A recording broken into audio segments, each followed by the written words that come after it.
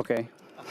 It is 6 o'clock. I'd like to call the Rock County Board of Supervisors meeting to order on this 11th day of August 2022 and ask Supervisor Herman to read the invocation and lead us in the Pledge of Allegiance. Carla, if you would, please.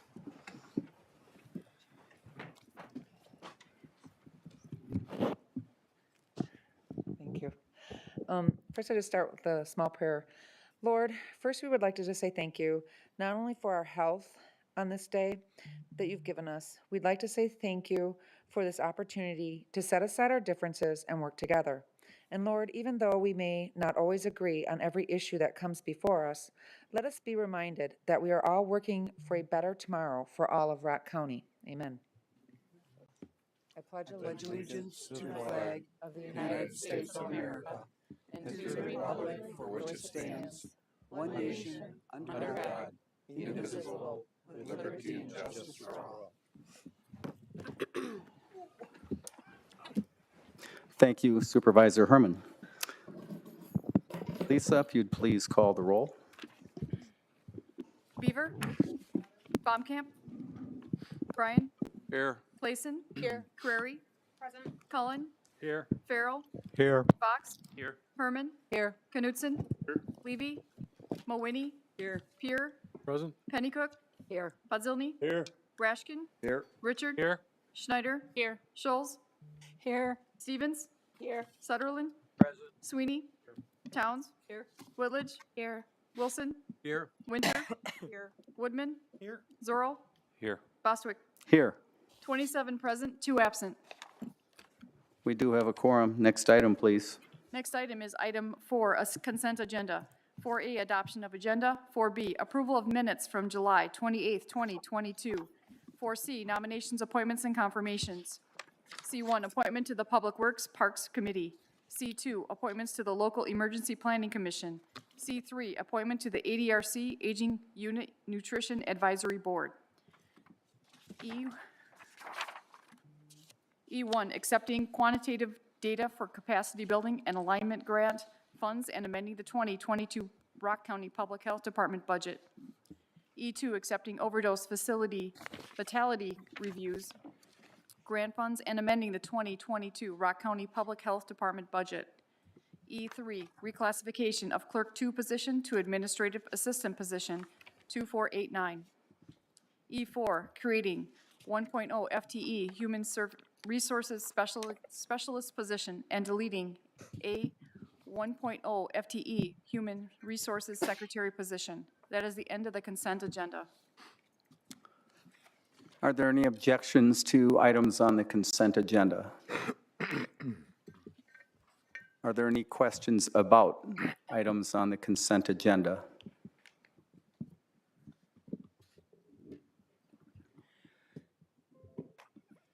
Okay, I'll accept a motion to accept the consent agenda. Supervisor Stevens and Supervisor Pier. As there were no questions or objections, that passes. Next item, please. Next item, item 5, public hearing. We do not have a public hearing this evening. Item 6, citizen participation, communications, and announcements. We do have 3 people signed up to speak this evening. When I state your name, please come forward, please to the podium. Please state your name and address, and you will be given 2 minutes to speak. Our first speaker is Marilyn Sloniker.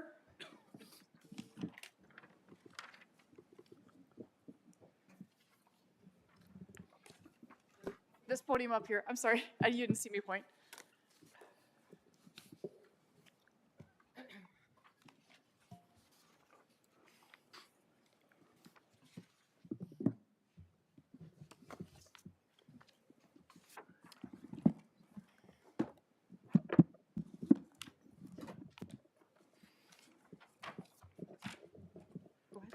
Okay. Do I have to state my name and State your name and address, yes. Marilyn Sloniker, 972 East Philhauer Road, Beloit, Wisconsin, 53511. I'm a small business owner here in Rock County, and I'm here to speak up against some wrongdoing that has hit myself and my business. People within the school districts and others have attacked my business, and for political gains. I am a child care provider, and a lot of people slandered my name, and so I wanted to speak up against this. This is the first time I've publicly brought this up. When someone, elected officials, go against small business owners such as myself for gain of political agenda, as a former elected official, I always put the community first. And I did not target people for political gain. I am not the only one in my community that has been targeted. A community should come together and not tear someone's business down.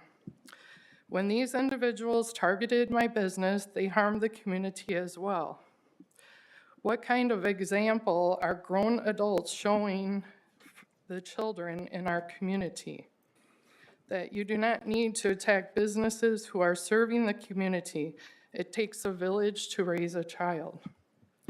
There's been so much hatred in the world and in our community today. We should work together as a community. When elected officials have to slander and attack people and their livelihood, that is when you as an elected official have gone too far. I feel sorry for the people that put others down to make themselves feel better. I was raised to have love and respect for others. I'm proud of the morals and values I was taught growing up with the training and education I've received in my community.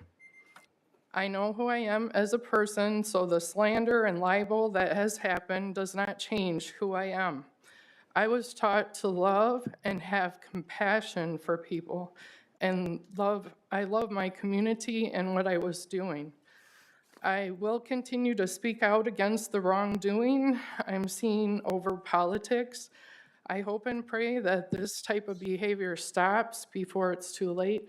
Just because someone's different or has different opinions, you shouldn't have the right to attack their business and treat them inappropriately. And that's all I had to say. And I'm not in favor, with the child care information that's going to be presented tonight, I probably would get more information on that before voting on that type of issue. Thank you. Next speaker is Ty Bollerud.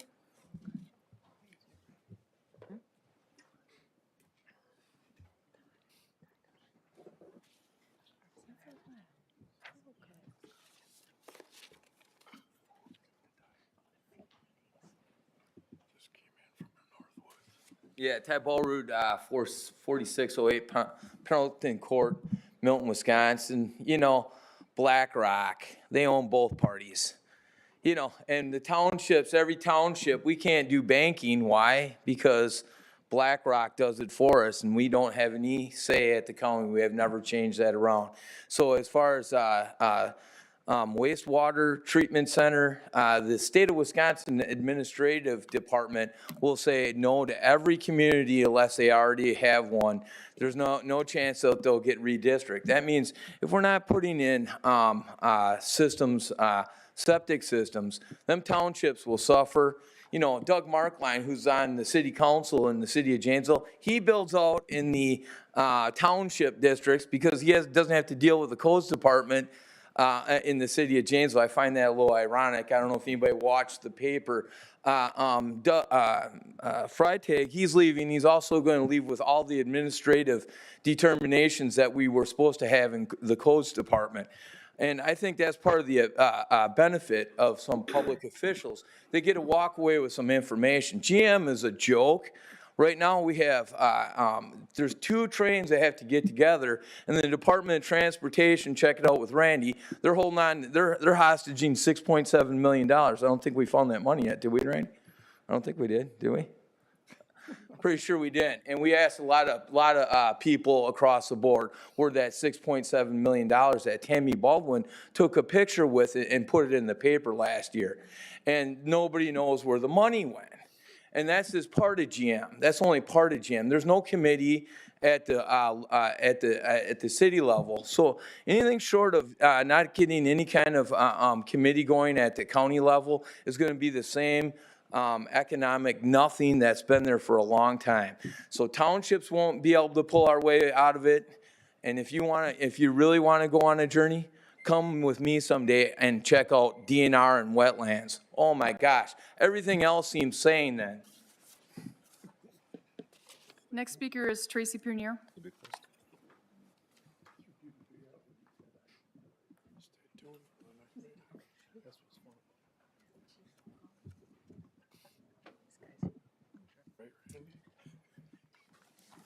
Good evening, Tracy Pierner, President of Blackhawk Technical College. I live at 3851 Blue Wing Court in Janesville here. So good evening, thank you for the opportunity to speak. And I am here to support the allocation of funds to a child care program here in Rock County.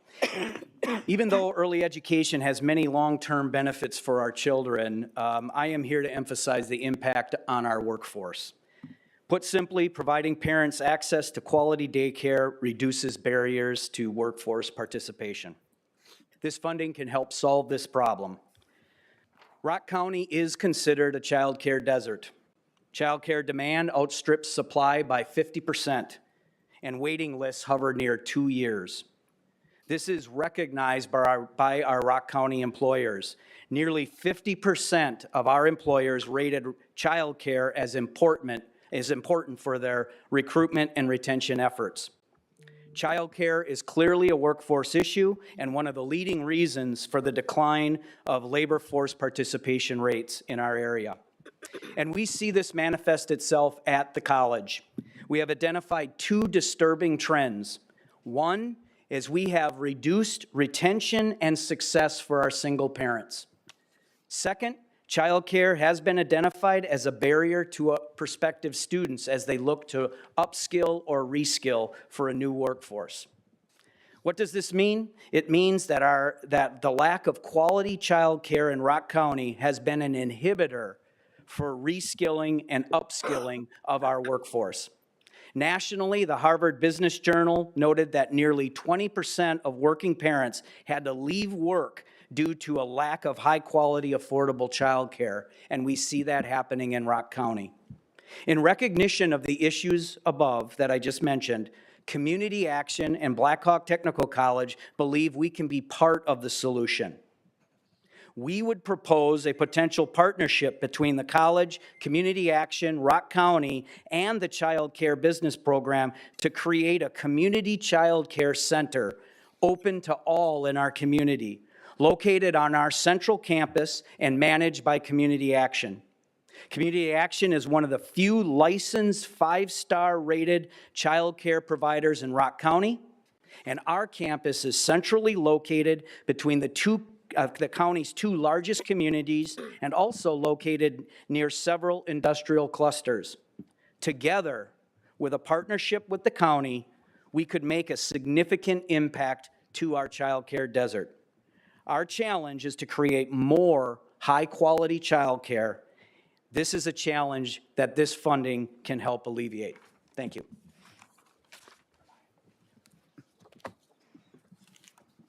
That was the last person who signed up to speak tonight. Was there anyone that wished to speak that did not sign up? We also received. Oh, there's a hand. Oh, is there a hand? Oh, I'm sorry. Come on up. Sorry, missed your hand.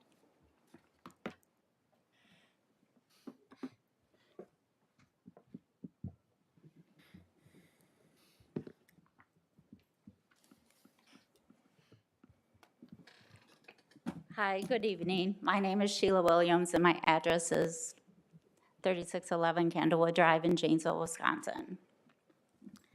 I'm here to speak tonight against taking funds out of the small business development budget and shifting them over into daycare.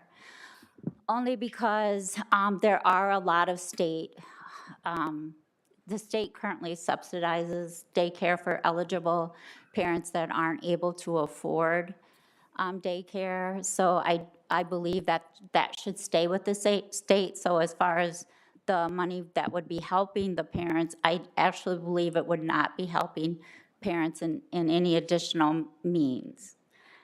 And as far as, I would like to see the money stay within the small business development budget, because I do feel that the small businesses has been hurt the most from the lockdowns. And I also do feel that we do need, Rock County does need to develop more jobs and create more income for the residents of Rock County in order to, sorry, I wasn't prepared to speak, but just in order to prepare more jobs so that people have the means to provide for their families. And as far as Rock County being a childcare desert, I firmly do not believe that's true. I do feel that the lockdowns have probably hurt the childcare industry because a lot of parents are now out of the workforce. And I do believe probably the clientele for the daycare facilities has gone down. So I would ask that you do vote no and leave the money available for the small businesses that need it. And if you are considering some sort of childcare funding or getting into that area of business for Rock County, I do feel that that should be a separate funding, separate fund, and should be voted on separately. Thank you. Is there anyone else that wishes to speak? So we did receive some written comment, which I forwarded out to our county board supervisors before the meeting. Was there another person? No. Okay. 1 was against and 11 were for. We just randomly pulled 1 to read tonight. This one's from Nalia Adama from Beloit, Wisconsin. I would like to strongly encourage the board to approve the reallocation of funds to the healthcare business program. Safe, affordable childcare is a premium in Rock County. In Beloit, I know that the lack of childcare has forced many families to rely on older school-age siblings to provide care so parents can work, and in some cases, parents are unable to work at all due to lack of consistent, safe, affordable childcare. Anything that can be done to help provide and support high-quality childcare is a step in the right direction and should be taken. Outside of providing generous parental leave benefits to our residents, having access to high-quality, safe, affordable childcare is one of the best ways to ensure our families and communities are able to thrive. Please pass the resolution to help childcare businesses in Rock County. Doing so helps us all.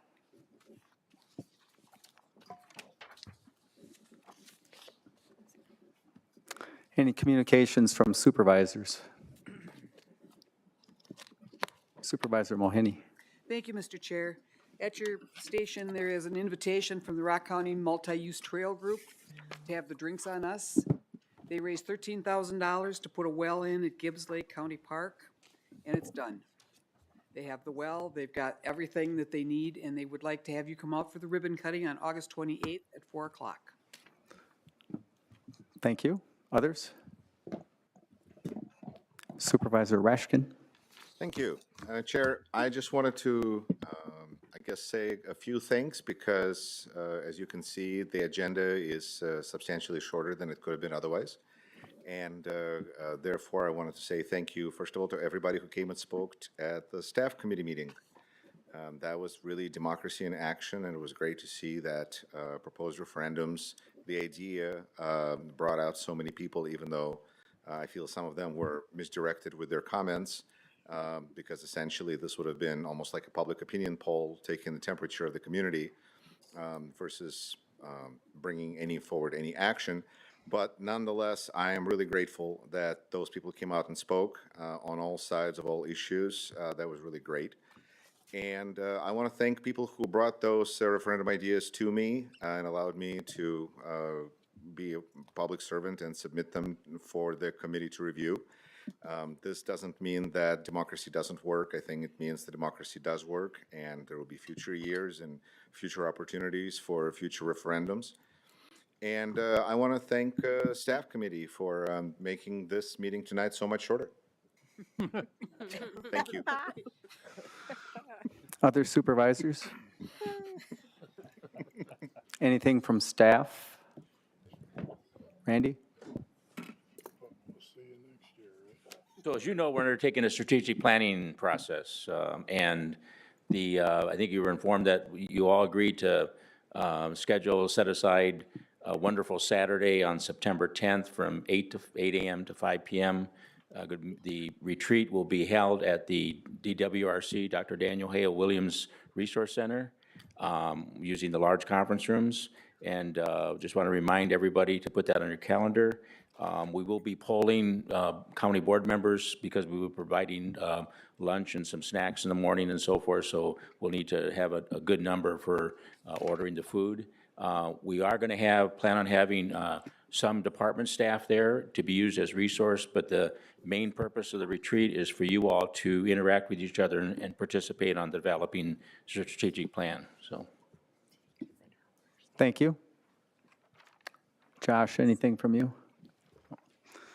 Okay, I do have a couple of quick items here. First off, if you know that you're going to be missing a meeting, whether it's at the committee level or a full board meeting, please let the lead person know that you're not going to be there. So in the case of committee meetings, contact the committee chair if you know you're not going to be there. If it's a full board meeting, you can contact Haley or myself, text, email, whatever. It doesn't have to be anything elaborate, just so we have a heads up on that. Thank you.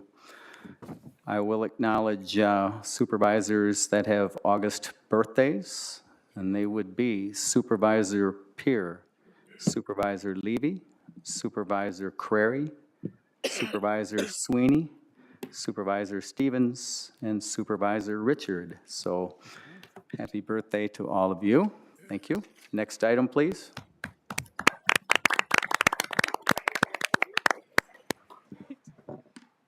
Next item is 7, nominations, appointments, and confirmations. We don't have any more in that section. Item 8, recognition of county employees or others. We do not have any there. Item 9, introduction of new resolutions or ordinances by supervisors for referral to appropriate committee.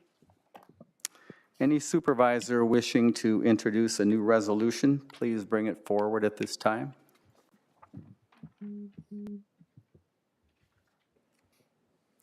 Seeing none, next item, please.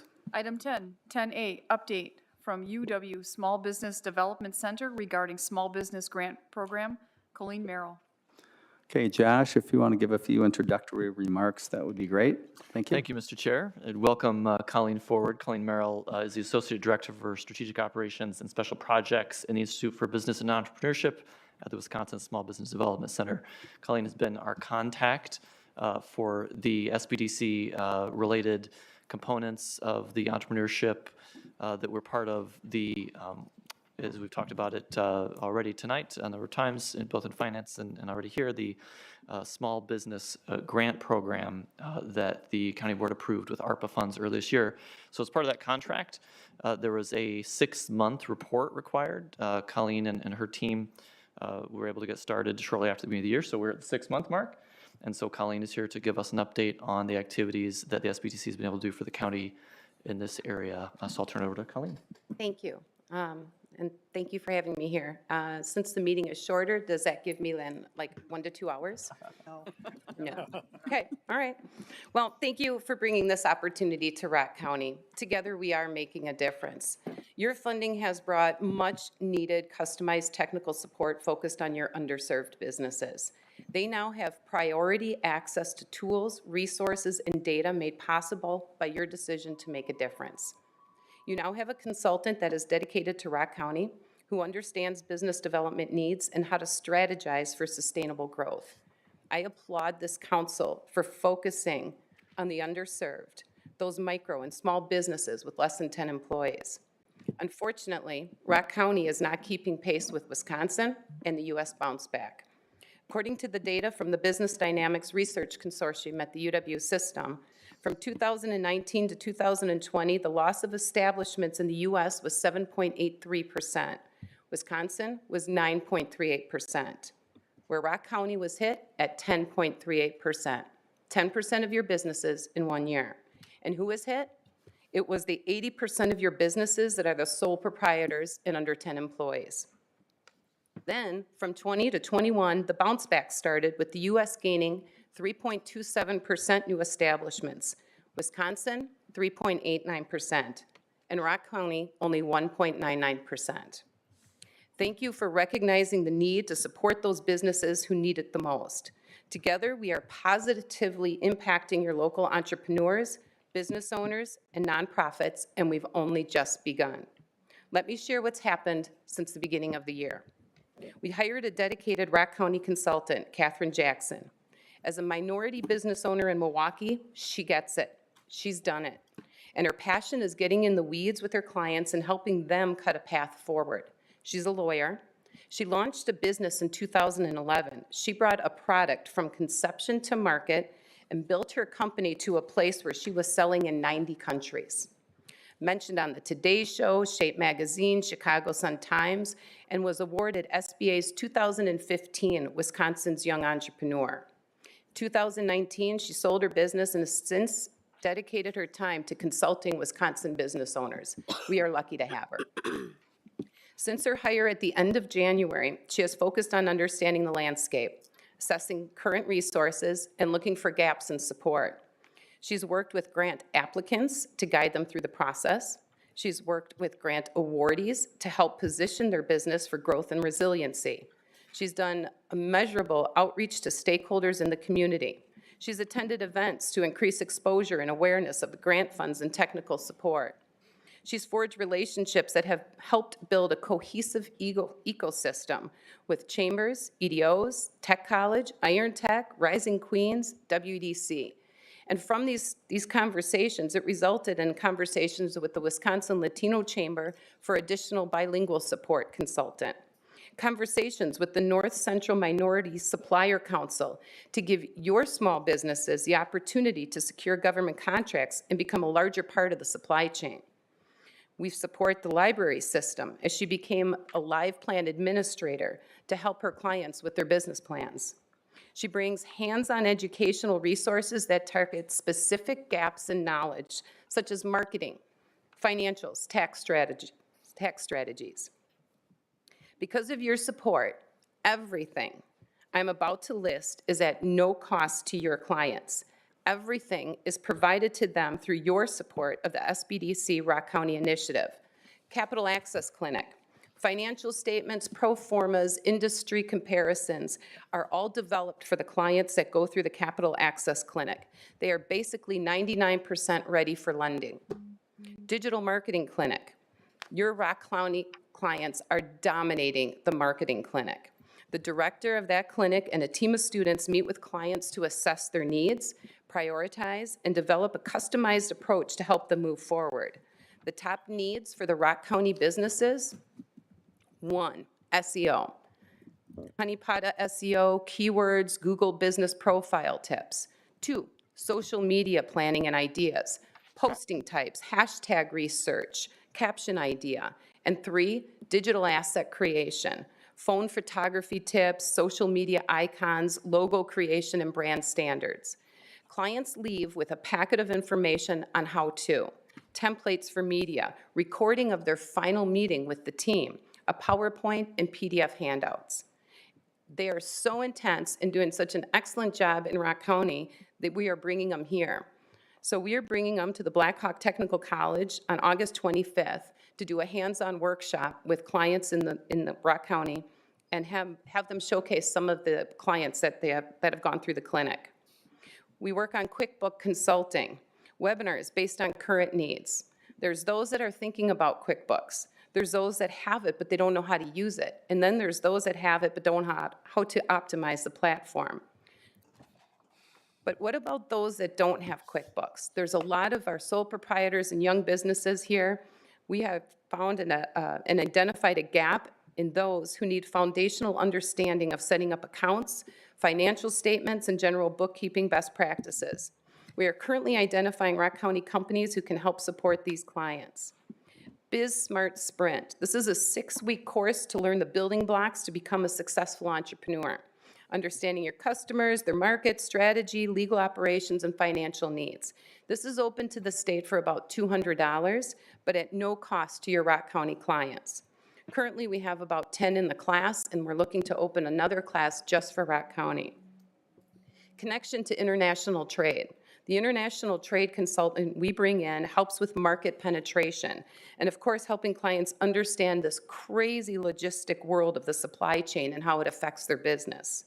We have a restaurant specialist. We have a bilingual consultant. We have a food and ag specialist. While Catherine may be the boots on the ground and the first contact for a lot of your clients and the local champion, she is not the only one touching your companies. She has the entire SBDC state network to tap into, to customize the service for your business owners and leverage your support. Thank you for being so focused on helping your community not only move beyond the pandemic, but to be prepared for what might come next. So let's take a peek at the report and the traction that was made January 1st to January 30th.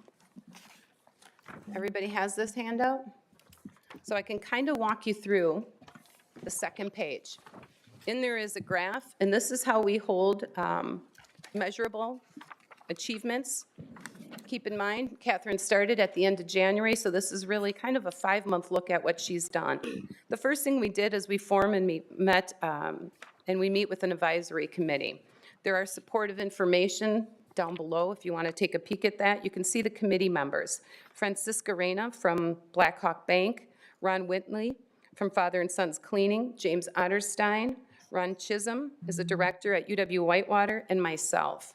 And while we have met formally twice, we talk all the time. They have been excellent supporters of Catherine and helping us navigate. So kudos to those for being on the advisory board. We participated in Rock County stakeholder events. Again, there's a list of those events that Catherine attended. Again, this is through June. Design, market, and execute community-based outreach events. We have only one that has been completed after we did our assessment, and that was taking your business to the next level at the Hedberg Library. The marketing clinic is happening in August. We have a Quickbooks assessment coming on September 1st, and then we have planning tax strategies and other financials for the rest of the year. The website, we had a team that developed a website specifically for SBDC Rock County. There have been 45 clients that have come in through that website alone. Attracting clients from underserved. If you flip to the next page, I did a percentage of the clients that we served in what cities. And you can see that Janesville is at 46%. By the Office of Management and Budget, it is the only non-rural city. So we had in Rock County. So our goal was to do 1-to-1. We are exceeding that metric as well. Deliver 4 in-depth QuickBooks training. Right now we have clients that are getting assessed with QuickBooks, and we are beginning our cohorts in September. The marketing workshop is happening at the end of August. The Biz Smart Sprint training, there are 10 currently enrolled in that course that I mentioned earlier, and we're opening up one specifically just for Rock County this fall. We have seen 131 clients to date. We've done 4 with the QuickBooks consultation. The pro forma that is going to the Capital Access Clinic, there are 3 clients that were looking to purchase a building or do other type of traditional lending. 3 of them have gone through that process. Delivering marketing consultation, there are 10 in the queue right now with the marketing, 5 or 6 have been complete. Total hours, 292. I want you to keep in mind, that does not include any time with the other consultants, the Capital Access Clinic, the Marketing Clinic, QuickBook, or Biz Smart. There are testimonials that you can look at. But the last thing I think I want to just bring to your attention, and then I'm happy to answer any SBDC questions, is I did also look at and give you a graph of the businesses that have been touched so you can get an idea of the breadth of the type of companies that have come through in the first 6 months. So I'm hoping that you see that there's been some really cool things happening. This is an interesting county to navigate, and there has been some really, really, really cool successes. And again, I'm grateful that you've done this. There's been 2 other counties that have done something similar, and those 2 counties are usually our top performing as far as metrics. So I'm happy to answer any type of questions anybody has. Questions Try to. for Colleen tonight? Anybody? Supervisor Towns. Thank you, Chair. Thank you for coming, and You're welcome. I don't really have a question for you, but I just want to compliment you. This is great data, and it tells us what our money did, so I really appreciate that kind of reporting. And I guess maybe I do have one question. 1.5 million of it was ARPA money? Is that correct? I think, and has that all been expended? Oh, gosh, no. Okay, Oh, gosh, no. So the way that this was designed, from my understanding, this is a 5-year project. okay, So the goal is we can't come in and do this in a year and think we're going to make a big splash, right? This is a long-term strategy of supporting your businesses. So, no. okay. No, Thanks. but thank you. And if there's more data that you want, I kind of like data. So I'm happy to dig around and get you more if you need some. Supervisor Stevens. Thank you, Mr. Chair. As for the additional data that we'd like to see, I'd like to see impact data. Can you kind of specify what impact you mean? Yes, I'd like to see impact data related to like business growth, increase in revenue, maybe additional employees hired, whether the business was expanded, like maybe additional locations, things like that. So you want revenue and jobs created? Yes. I can give you, so we typically don't capture revenue of businesses. We don't monitor them as far as the data that we collect through the SBDC. But one of the things we do, and I don't know if I brought it with me, I may not have, Gina, but I'm happy to get this back to you as jobs created. I know I can get that to you tomorrow if you wanted it.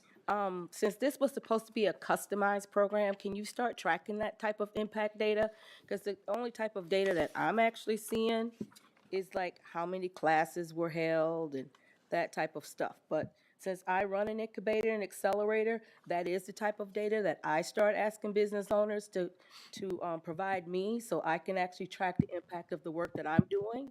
So since this was supposed to be a customized program, can you please start tracking that kind of data for us I'm as well? happy to track Okay, thank anything. you. This is how the program was set up when we all met together and designed what measurables and metrics.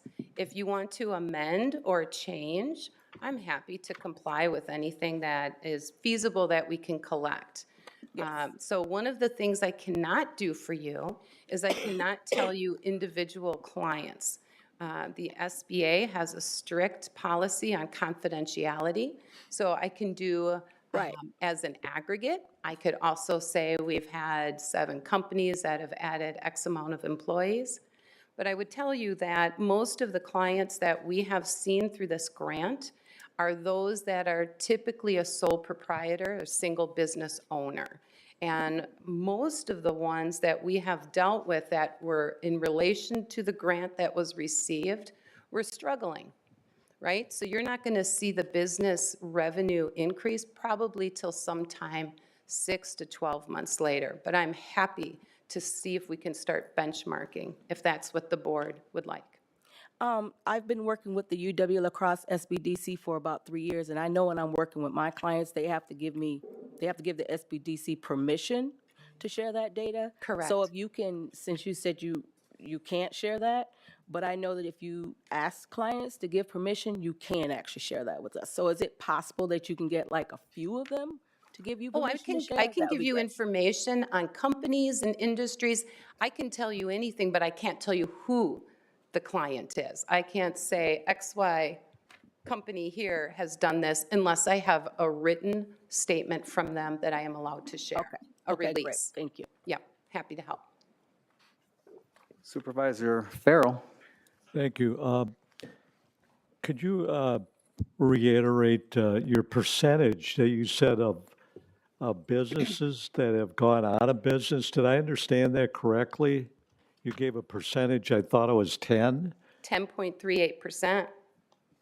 So you're saying of all the existing businesses, sole proprietorships or all businesses, that 10% failed? 10.38% in Rock County from 2019 to 2020.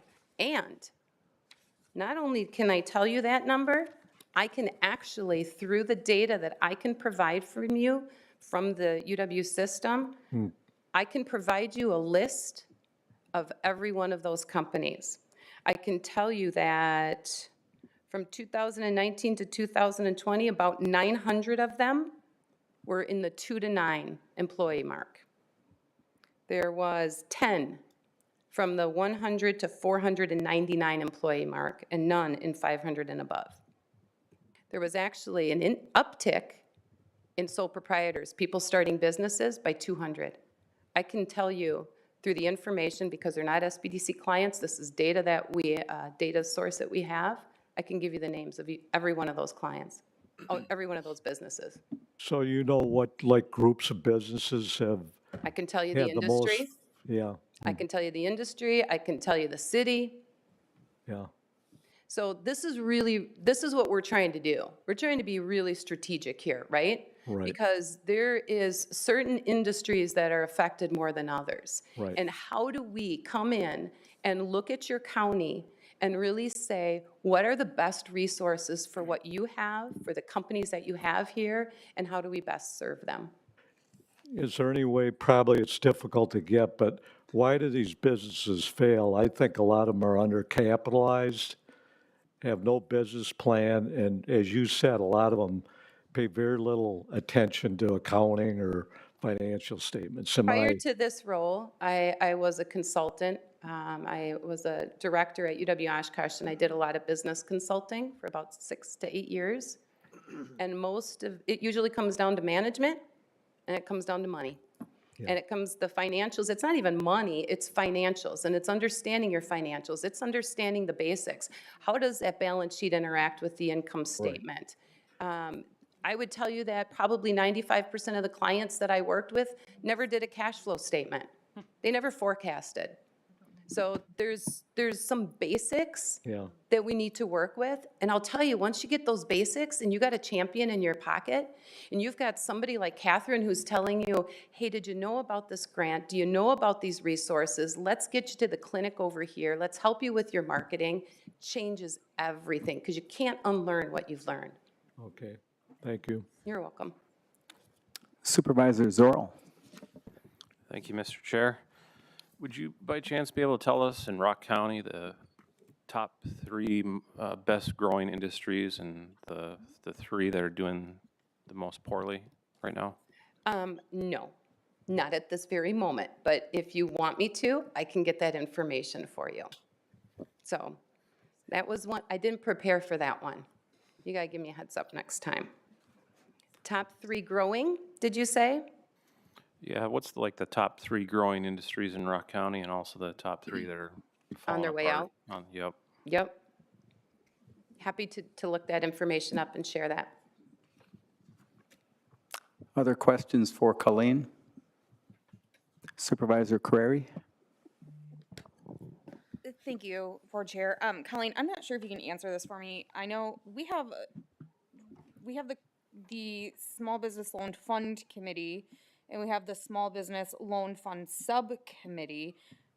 I'm assuming that that's part of this, correct, Josh? I'm not familiar with your committee structure. Yeah, I'll answer that real quick. So the history a little bit there, which preceded the participation of the SBDC, was the county board created the Small Business Loan Fund, and then there was a adjunct subcommittee created there, and then the resolution that created the Small Business Grant program is also the resolution that created the contract with the SBDC. So I think there's a number of those activities are related to business development, and that was the intent of the board.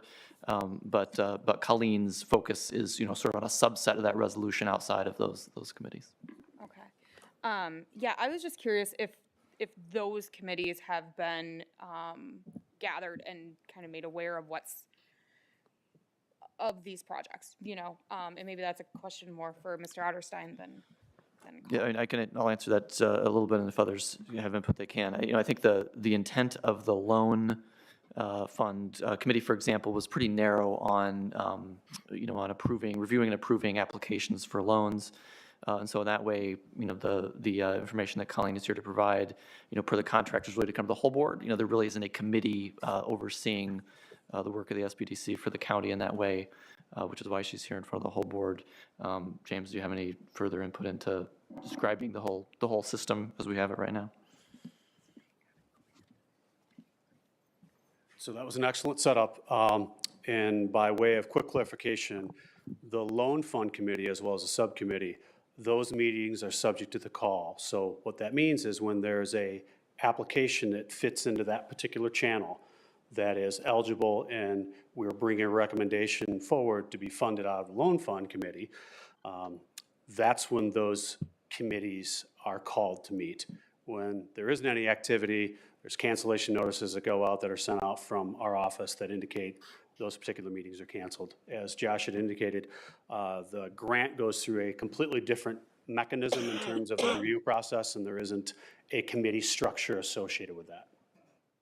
Okay, thank you. Supervisor Peer? Thank you, Mr. Chair. I'm just going to try, this isn't criticism at all, I'm just trying to clarify. You hear all these things through the years, to go along with what you're saying, how some of the people you find that get the small businesses, it's almost seems like they need some training in how to do even some basic things in order to survive. But you do hear things like the majority, maybe I'll just throw a number out there, 50% of businesses, small businesses fail within 3 to 5 years. Is that fairly accurate? Mm-hmm. So what I'm wondering is almost like you got a moving target. I'm trying to put that together with your saying in the time frame that you've given us, you got a 10.3 or whatever it was increase. Does that mean you're taking that failure rate that we're hearing in general and you're saying during this time even more, 10.3 on top of that? Is that what's happening? So I don't know that I have the previous failure rate for your county. I was comparing, and I can get that for you as well. I was just comparing the United States failure rate, Wisconsin failure rate, and Rock County. Okay. That's really, and not only the failure rate, but then also the bounce back, how that was looking the following year. And we all know that the pandemic, we all know what it did, right? And it's an anomaly year. So to really use that as a comparison, I think for previous years, you got to take that with a grain of salt. But in comparison to what everyone else is doing and seeing, I think there is some merit in those numbers, which is why I brought them forward. I appreciate that. And yeah. And I thank you for all the work you do in your committee, and our man here was always standing tall and working very hard. So thank you for everything. And I do think the key in there is the training to get people, no matter what level they're at, you can always learn more. And it's a moving target all the time, especially with the pandemic. So thank you. Well, and to your point, it's a changing world. I mean, literally talking about our international trade consultant, when you talk about logistics and supply chain and movement of goods, this is the part that is raising havoc on so many of our companies. So to have a little bit of education ahead of you as you're making decisions can make or break a company. So I really do applaud this council for being so intuitive and thoughtful to support your small businesses. Other questions?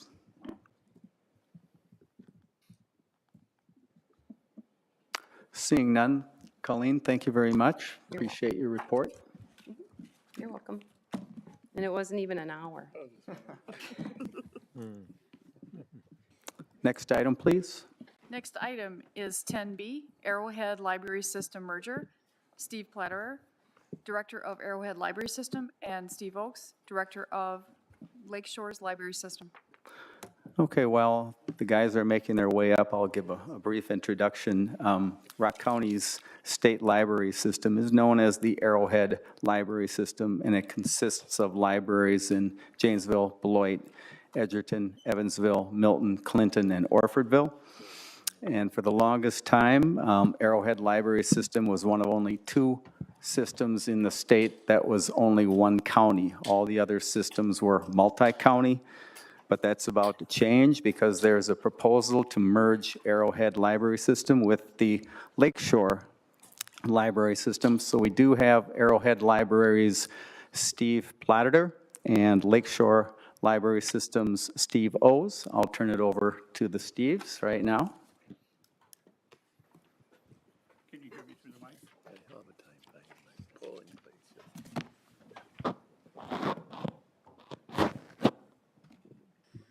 Is no one has to memorize more than one name. Hi, I'm Steve Platter, the director of the Arrowhead Library System. And this is Steve O's, who's director of the Lakeshore's Library System. We want to thank you for taking time with us, and we want to discuss a recommended merger between the two library systems. And there'll be time for questions after the presentation. So where are we right now with this recommended merger?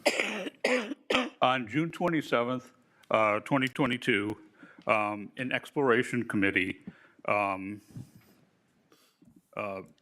let me back up a little bit.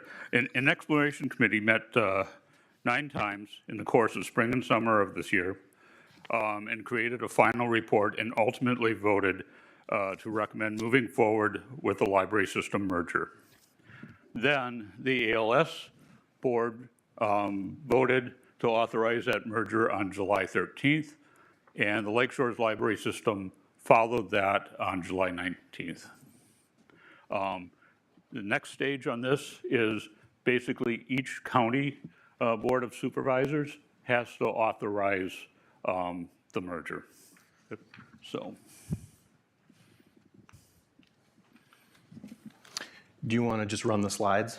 What? You okay with just running the slides? I can't even. Oh, sorry. I'll just go ahead and.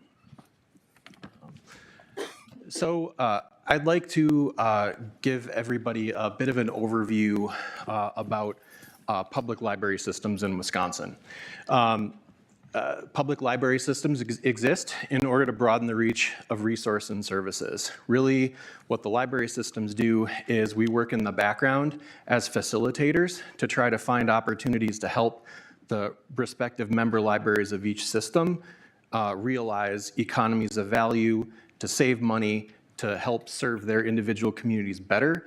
And another thing that is kind of our mandate is also to advocate for the regional picture.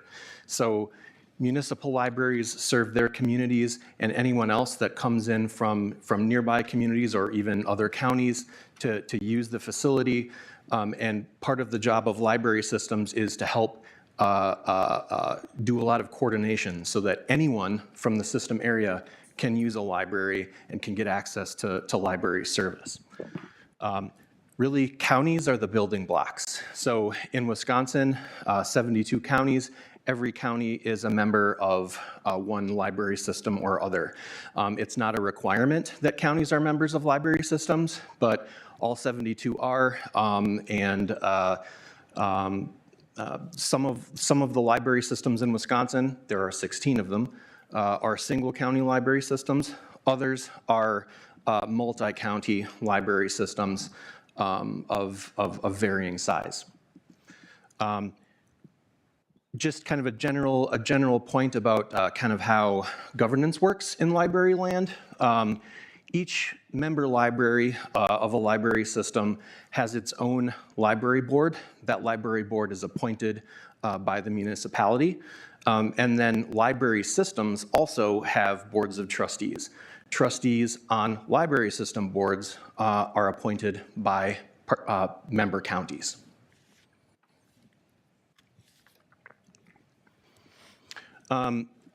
Library systems are funded by state aid.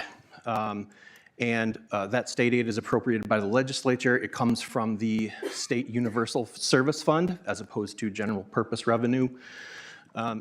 Each county is required, and this is a requirement in order to participate in a library system. Each library has to maintain what's called a plan of library service, and that's where the county basically says, this is how we're going to provide library service access to any resident of the county. County library plans and any funding payments to libraries are under the exclusive control of county government. So one of the takeaways that we want to leave you with is that a merger of the two library systems isn't going to affect the budget of any of the three counties, because the counties have control over funding for library purposes. Kind of when you combine that with the fact that the library system's operations are funded by state aid, it doesn't actually affect the county budget.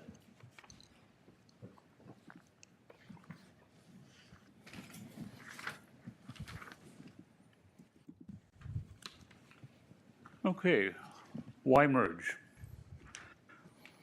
After careful consideration, the committee voted to recommend a merger between the two systems based on these key benefits: immediate efficiency gain through streamlining decision-making, administrative functions, and meetings, single boards versus multiple boards. In the short term, this means more staff time can be devoted to helping member libraries. And in the long term, this means reevaluating things like office space and delivery services. Okay. Larger system staff will have larger system staff with varied experience will provide robust services that match member needs. The skills of the pre-merger staffs complement each other. Both staffs already work together a great deal. We've been doing a lot of collaborative projects together. Also, we have a larger pool of libraries to work together, and their staff have their own experts in various library services. And we also have very similar cultures between the libraries right now. The two systems have undergone a slow and steady integration of services via contracts, grant projects, and the secondary set of opportunities will come out of merging. And those include grant funding. The Department of Public Instruction has made funding available to cover this exploration process. There will also be upcoming retirements that will allow us to basically bring the staff, bring more people that we need into the, for staffing. And also, one thing that the state is very interested in is that we are providing a blueprint for other mergers. This is going to be the first time where we've had two library systems voluntarily want to merge. There have been a couple other situations where one system had to merge with another one and literally had to, but this is the first time where we have two library systems coming together and say, we want to merge.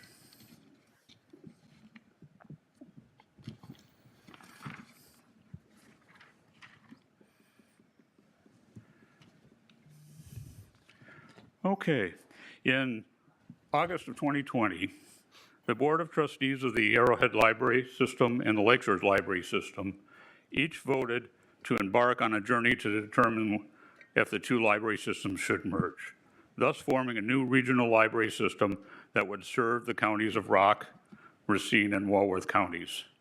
Acting jointly, the Board of Trustees of each system established a committee to evaluate the merits of a merger. The two system trustees and two system trustees and 2 member library directors were appointed by each system. And this is balanced by this library size and county affiliation. And the committee was given the following tasks: produce formal recommendations to both system boards of trustees regarding whether a merger should be completed, create a roadmap of activities that must occur for the merger to be successful, and should a merger be recommended, create a menu of policy and procedural recommendations to support a rapid stand-up.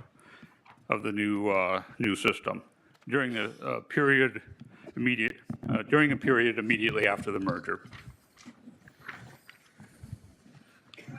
Okay. Through theming work, a list of outcomes became a streamlined list of criteria that the committee would use to determine the merger viability. Those key principles are do no harm, enhance efficiency, improve return on investment, and improve services. And this is the Exploration Committee. Basically, we have two system board members from each library system, and we have two directors from each library system. The directors were basically the resource library director of each system, and then one of the smaller library directors. We did have to change. We had one board member from Arrowhead who left when his term was up, and he was with the Hedberg Public Library. And also, unfortunately, a member of the Lake Shores board who was on the committee passed away, and she was replaced by another member.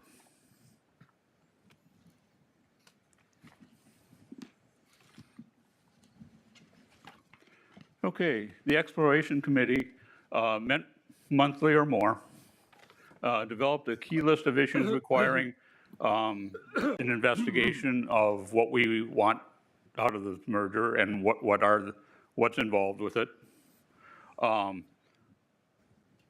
Basically, that information was used to create a list of issues, and these were ranked as far as their priority. Ultimately, a final report was published from the committee, and the final report was used as a basis for a 2023 system plan for a new system.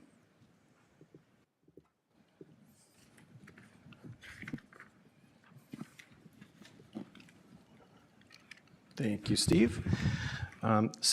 Steve talked a little bit about the work of the Exploration Committee. That group really did the bulk of the work in identifying what the various issues were related to not only procedurally accomplishing a merger, but also the philosophical underpinnings for why approach a merger in the first place, and what are the important factors related in it. They produced their final report, and I believe the first draft of that report was well over 100 pages long. It's since been condensed a little bit to, I think, about, with appendices, we're looking at about 80 pages. So they did a lot of work, and they looked at a lot of different issues. Next, I'd like to talk about a system plan. Every year, each library system in the state has to file a system plan, and that essentially tells DPI, who is the oversight authority for library systems in Wisconsin, we have to specify to DPI how we will function over the course of the next year. And there are a number of statutory benchmarks that every system has to meet in that plan. Kind of as I mentioned, it serves as proof of intent to comply with the statutes for the coming year. That's really the basis on which the state is able to release state aid. The systems have to inform DPI how it's going to deliver those services and how it's going to function. And then once the plan's filed, that's at that point when DPI initiates the process of releasing state aid to the library systems. In the case of this merger effort, a draft plan has been developed. Initially, earlier in the process, it was thought that counties would be,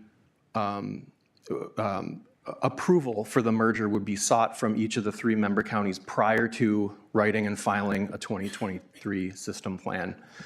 During the work of the committee, it became evident that it would be helpful to have more specifics for county boards of trustees to consider and really anyone who wants to know more about how the system would, the new system, the merged system would function in year one.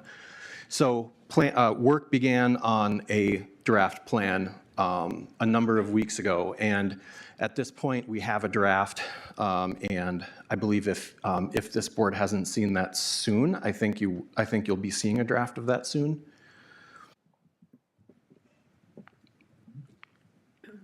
So what would a merged system look like in year one?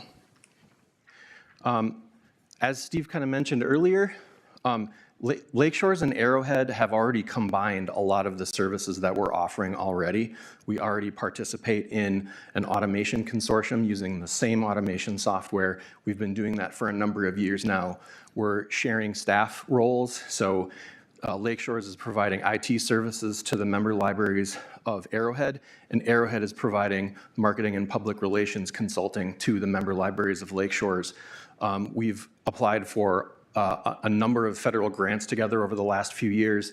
We've already integrated a lot of what we're already doing. So kind of on that basis, it's expected that libraries are going to retain access to the same services as before the merger. So the big examples here, IT, the library automation platform that they're all using already, and also delivery.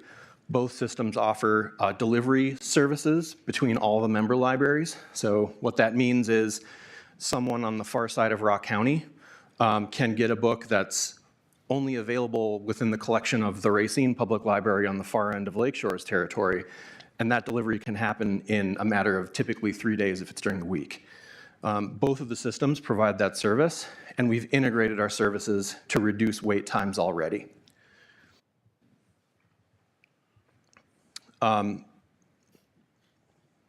So one of the other big tenets of a library system merger, this came up very early in the discussions of the exploration committee, is the need for strategic planning. Come to think of it, this actually goes back even further than that when both systems separately did some internal study to set priorities for the next few years. And it came up that both systems wanted to do strategic planning. And throughout the process, the exploration committee identified that one of the big things that should happen in year one of a merged system is that there should be a full strategic planning process involving all the various stakeholders. So libraries,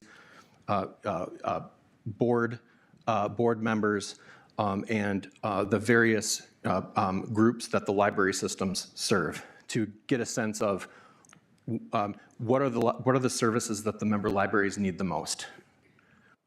And that would inform future decision-making with respect to staffing profiles, the kind of collected list of services that we're able to provide to member libraries, and really tailor that to what the current needs are.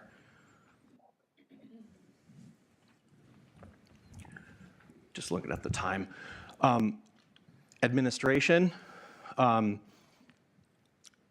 Really the work of the library system in the merged system in the first year is really going to be knitting together the policy structures. So new bylaws, creating and approving, staffing policies, working on the process of developing the budget. There would be an operating budget proposed for the first year of the merged library system as a part of the plan. And then staff integration, we've already done that a fair amount. We already work with each other quite a bit, but that process would become more formal. We would use the results of strategic planning to create those implementation goals and also a 5-year plan that we can use as a roadmap. We would be doing things like integrating our bookkeeping practices, updating our service agreements and some of the statutory deliverables that we have to demonstrate to DPI each year as a part of filing that system plan.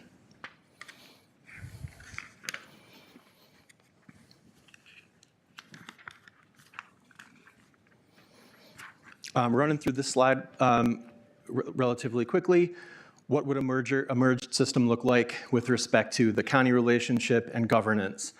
The exploration committee identified that a 15-member board of trustees would be optimal. The statutes specify that that has to be proportional to population of each member county with respect to the whole system area. So the way that that would break down, Racine County would appoint 6 trustees, Rock County would appoint 5 trustees, Walworth County would appoint 4 trustees. Again, there wouldn't need to be any changes to the county budgets as of the change. The processes of county funding for library services can continue to occur within each county, just as they have before. And the county each county does have autonomy over that. And also, system staff would still be available to assist each of the 3 member counties with respect to library matters, planning, funding, and issues related to that. One of the system roles is also to be a resource for member county governments.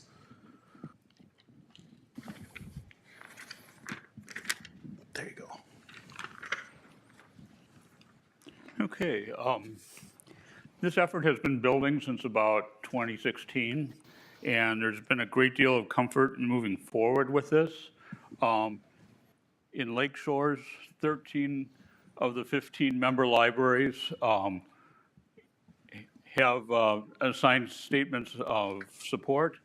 In Arrowhead, all 7 members have.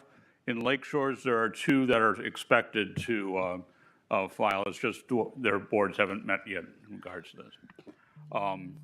Library staffs, system staffs are enthusiastic.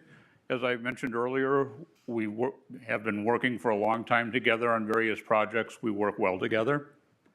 And both system boards have voted unanimously to merge. Also, the Department of Public Instruction is very enthusiastic of this, and they have issued an official opinion in favor.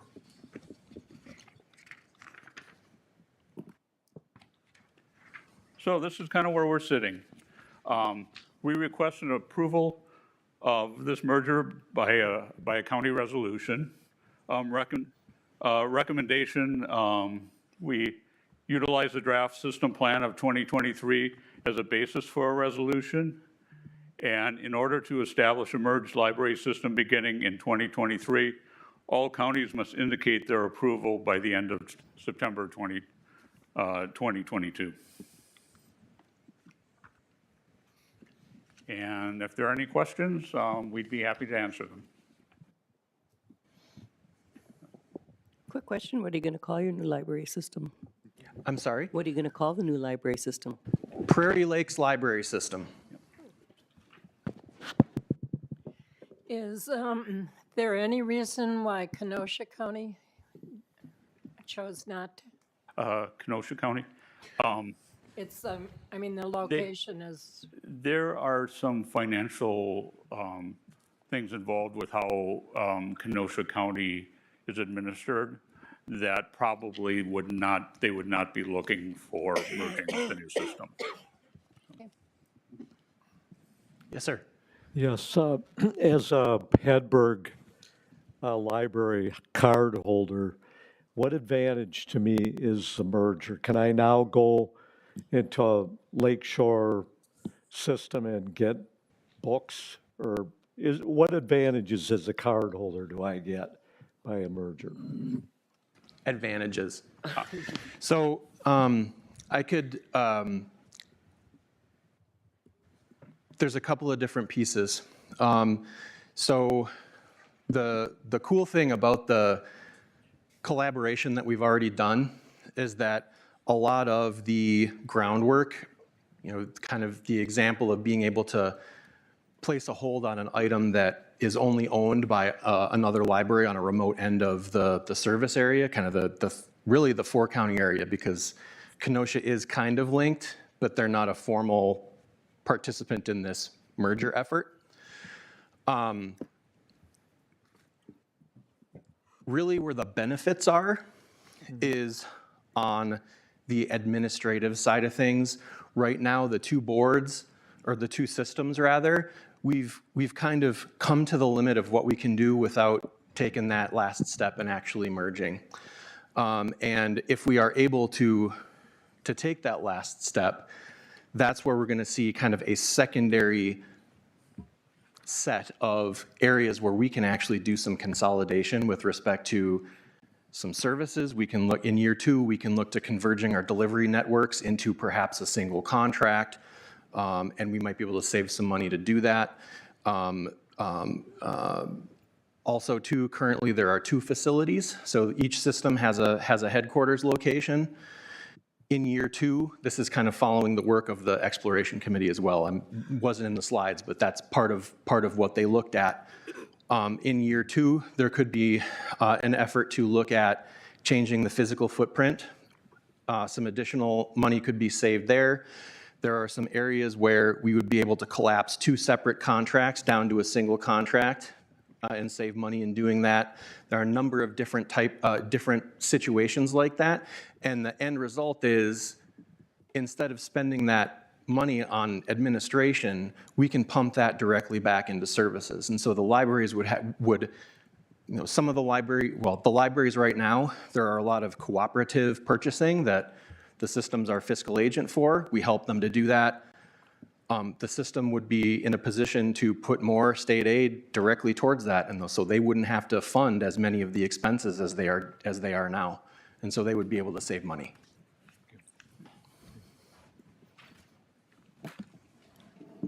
Any other questions? I'll make a comment that if you are, I've on the library board since April. I've learned a lot. But because of the efforts that these 2 men and several other people have put in, and the planning and the thought process that they've gone through, they're just scratching the surface in this presentation. And if you are a library patron, there's little doubt in my mind that this will go virtually seamlessly if you're a patron. You won't notice any disruption because of the effort that these 2 people have put in, along with several others, and the collaboration that's already taken place for the last several years. So that's my comment. I'll add to that. I'm the other county board representative on the Arrowhead Library System Board, and in fact was on the Arrowhead Library System Board prior to being on the county board. So I've got fairly long history with the library system. As Steve mentioned, the thought of merger has been going on for a very long time. It was sort of an anomaly that Rock County had a 1-county library system in the first place.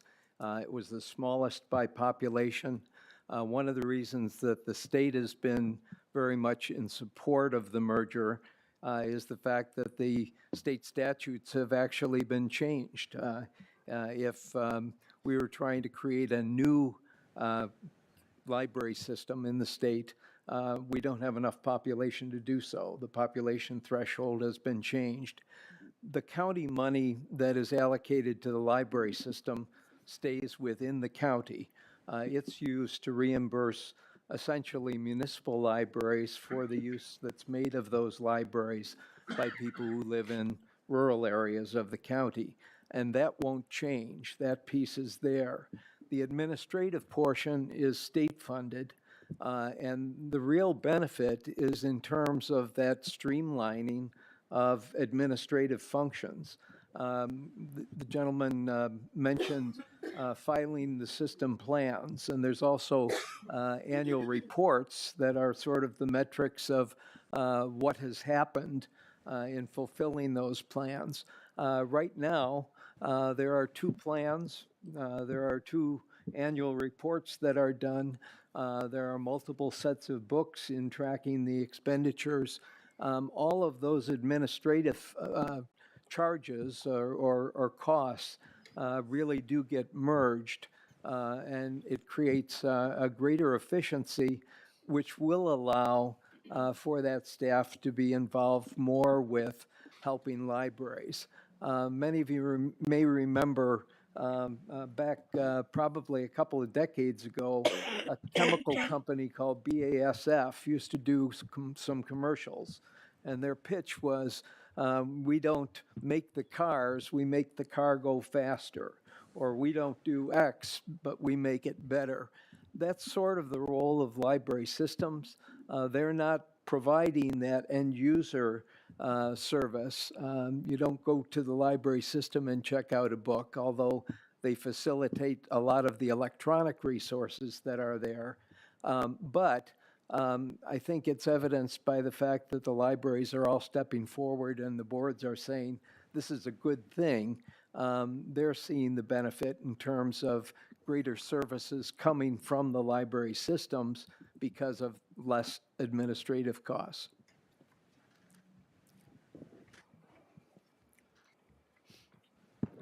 Any other questions or comments?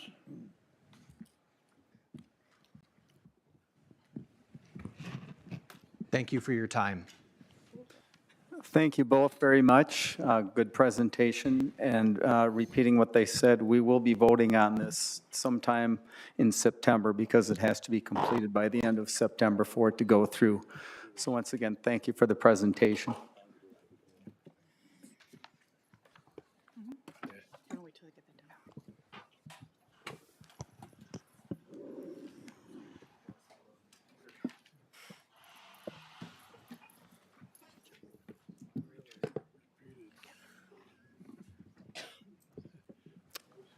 Next item, please. Next item, 11, new business. 11A, supplementary appropriations and budget changes. 11A1, reallocation of small business program ARPA, ARPA funds to child care business program and amending the 2022 budget. Moved by Supervisor Crary, seconded by Supervisor Stevens. Supervisor Stevens, do you want to go ahead? Thank you, Mr. Chair. Nationwide, there's a child care crisis, and it predates the global pandemic. Child care was already unaffordable for 63% of parents and caregivers. Half of families live in child care deserts. 1 in 3 working families struggle to find quality and affordable child care. It's estimated that roughly 1 million parents and caregivers would re-enter the labor force if child care is made more affordable and accessible.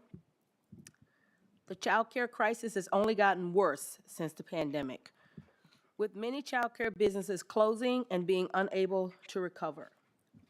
A 2019 Ready Nation national report found that a shocking 86% of parents who were primary caregivers said problems with child care hurt their employment efforts or time commitment at work.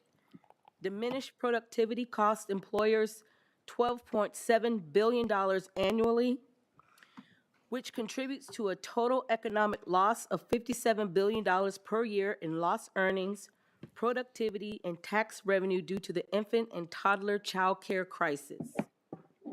A recent Harvard Business Review survey revealed that working parents lost 8 hours per week on average due to a lack of child care. Combining reported hours lost for the individual as well as their spouse or partner, the survey revealed an even greater loss of 14.6 hours per week. This is similar in magnitude to the loss of hours due to staff reductions, loss of business, or lack of remote work available. People who do manufacturing or warehouse work, they cannot do their job via Zoom. How do we plan to address this issue as Rock County continues to attract more and more of these types of companies to our community? Will Rock County's government decide to be a leader in addressing this issue? We should. The child care crisis has only gotten worse since the pandemic. In the United States, families handle child care costs mostly on their own, with only low-income working families qualifying for government assistance. The cost of infant care, the most expensive type, exceeds 20% of the median household income in 21 states. More than half Americans, especially in low and income rural areas, live in child care deserts where demand far exceeds supply.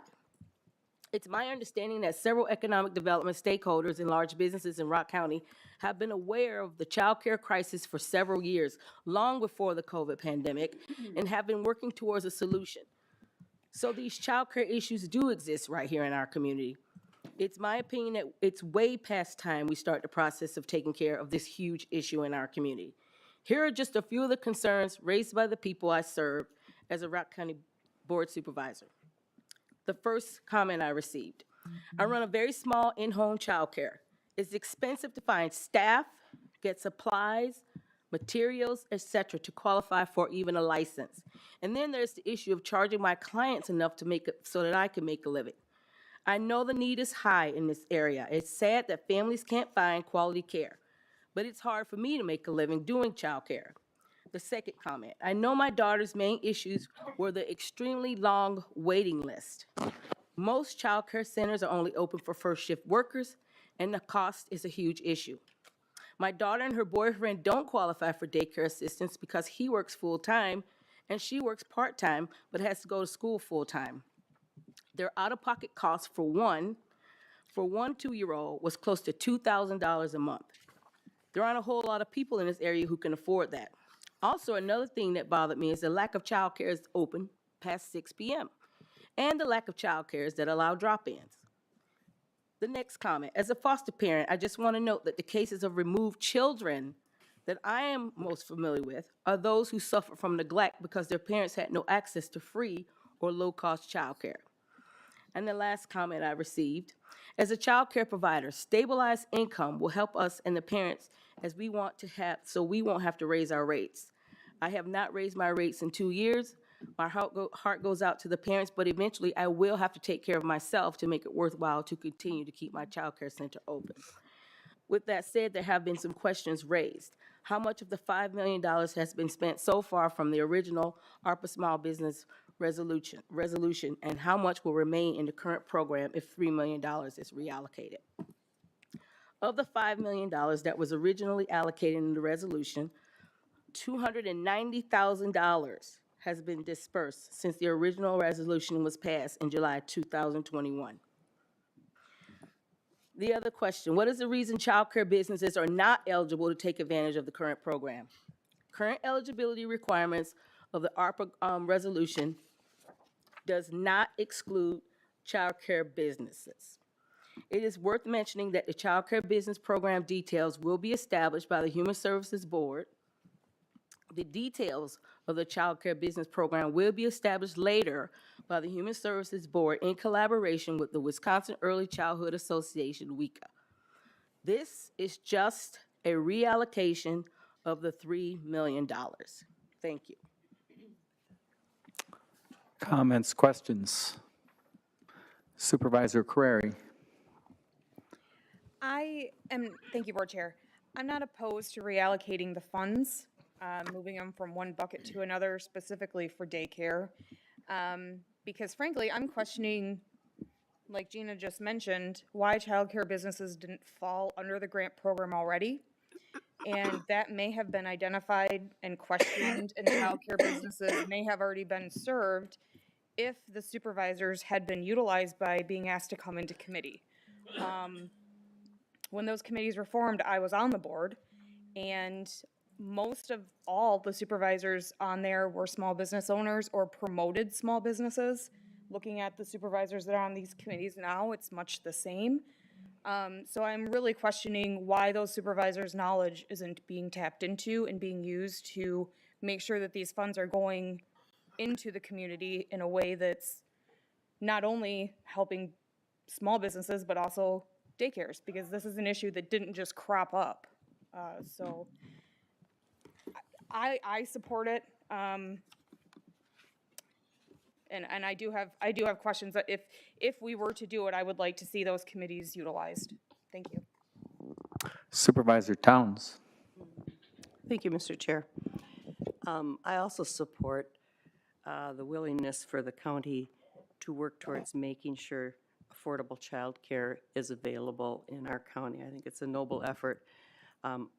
Believe me, I understand how the issue of how important that is for working moms and dads. This allocation of money, though, kind of seems like we got the cart before the horse. I think there's two issues here, and I mentioned this in finance, that I think we need to make some kind of analysis about why we didn't use the money in the small business development grants. Why didn't they get granted out? Was our criteria not appropriate enough for the businesses, that they couldn't be eligible? Or I don't know why we had money, maybe $5 million was way too much, was an overestimate. How did we arrive at that dollar amount? And that kind of plays right into just moving $3 million into a reallocation. How do we know that that's the right amount of money? I feel like we're saying in this that we have to pass this resolution to figure out what's in it. And rather, I think we should approach this by defining what the need is, and I definitely think there is a need, and then how we would approach meeting that need, and then how much will it cost us to meet that need or to assist with that need. And that may be $3 million. It may be more than $3 million. It may be less than $3 million. But right now, we don't even know how we came up with the $3 million, other than it's perceived that it's leftover money because we didn't have as much activity in our small business grants. I think there's a lot of questions about, and I understand, I heard that in the finance meeting, that we're just moving the money and it'll just be earmarked for this. And we'll come up with the details later and you'll have to vote on those. But we don't even know that $3 million is the right amount of money. We don't know if we want to focus on creating new child care facilities, or if we want to focus on helping existing providers add slots so we have more spaces. Are we including in-home providers in some of this? Will we give special preference to those providers who might meet needs that are especially standout in our county, like maybe 24-hour service for folks who work third shift? All of those kinds of things. And I think we might find out that maybe $3 million isn't enough to handle what we want. But right now, we're just taking a big wad of money and moving it and saying, we'll spend it later, we'll figure out how to spend it. I think we got the cart before the horse here. Thank you. Supervisor Woodman? Thank you, Mr. Chair. I too think that this is a little bit cart before the horse, but I question child care and daycare centers are small businesses. Why aren't they taking advantage of the program as it is right now?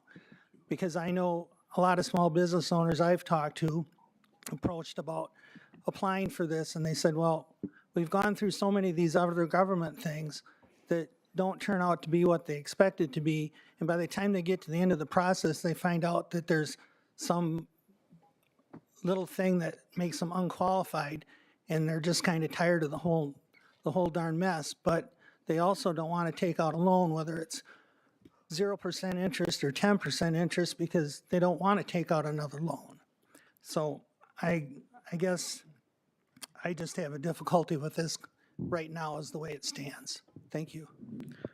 Supervisor Stevens? Thank you, Mr. Chair. So I'll start with the question of the criteria. I think there was a question of the criteria. The reason why the original grant is being underutilized. And what is the reason why it's not being utilized? Is the criteria too high or anything like that? So I, myself, and another supervisor were the ones who wrote the original ARPA Small Business Resolution, and we spent 3 months writing that resolution. And one of the things that we wanted to make sure we did was make the requirements as minimum as possible so the funding would be used. And the reason we did that is because we have a small business loan fund currently that is a emergency small business loan fund. I think correct me, Josh, if I'm wording it incorrectly.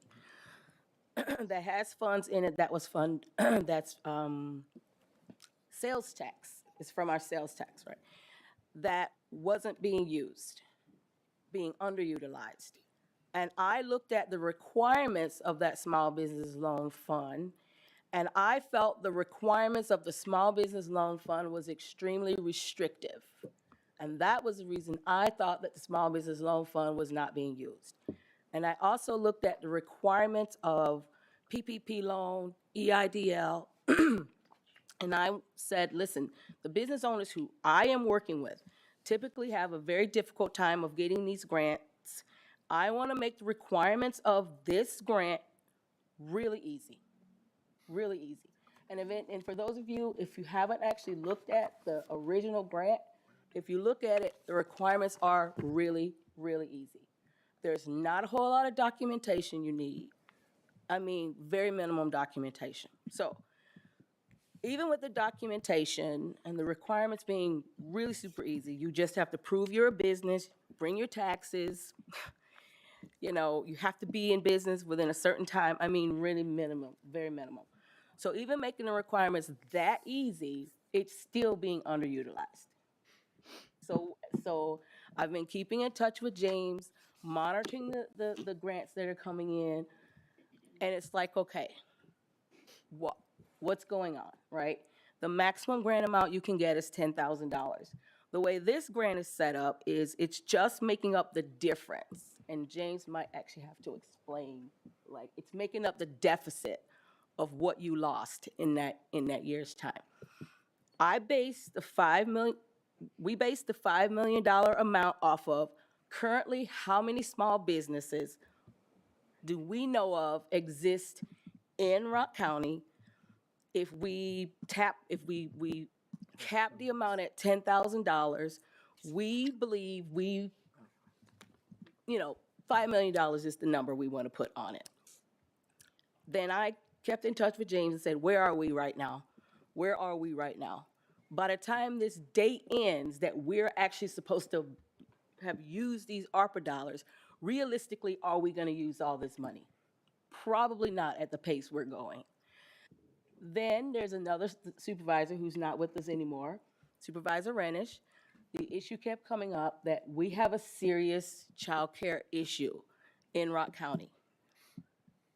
Why is there money sitting that's being underutilized? You have a very valid argument, Supervisor Renish. Let's take those funds. Let me look at how much money is being used, and at this pace, how much can we pull and put towards a child care resolution?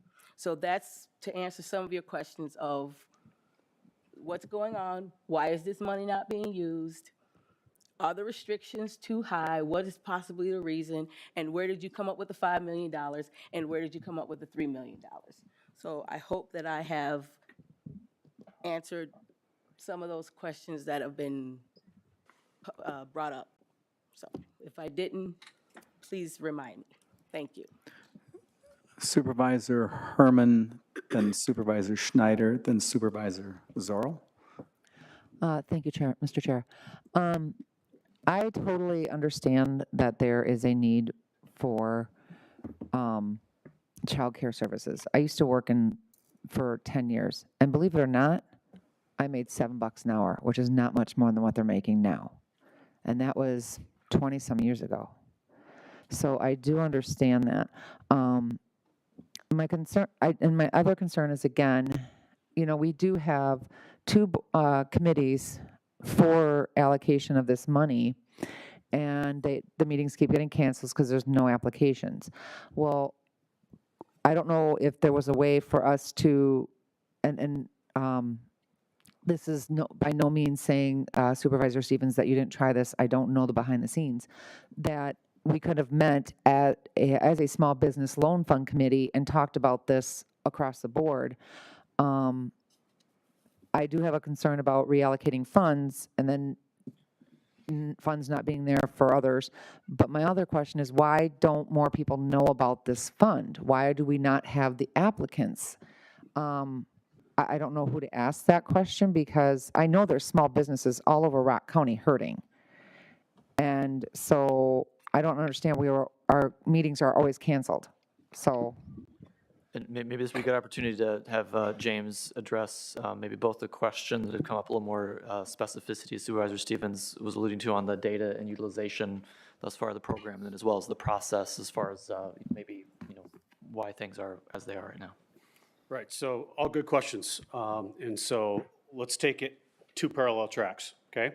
So we've got the loan program, which was originally established back in April of 2020, then it was modified in December of that calendar year. The reason that was modified is because based on utilization at the time and based on what was happening in the extended market, we needed to make some adjustments.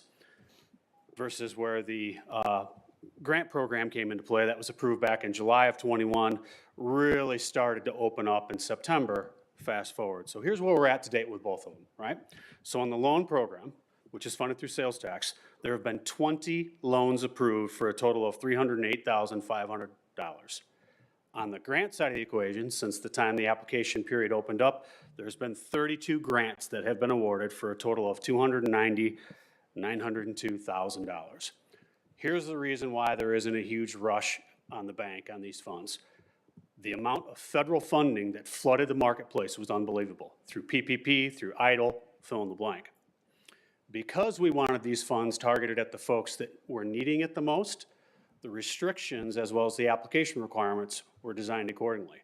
Then when they were viewed to be a little bit too strict and a little bit too high of a bar, they were lowered. What we're finding right now and what we've been finding over the last 6 to 8 months, which is also why we have a relationship with the SBDC, there are a large number of applicants, meaning businesses and nonprofits, that are not applicant ready. They do not have their proverbial game or act together. Not to say anything disparaging. Some folks are still using hand journals on a piece of paper, right? Others can't seem to get their tax returns together in the appropriate time frame. And so the bars have been lowered to a very minimum standard.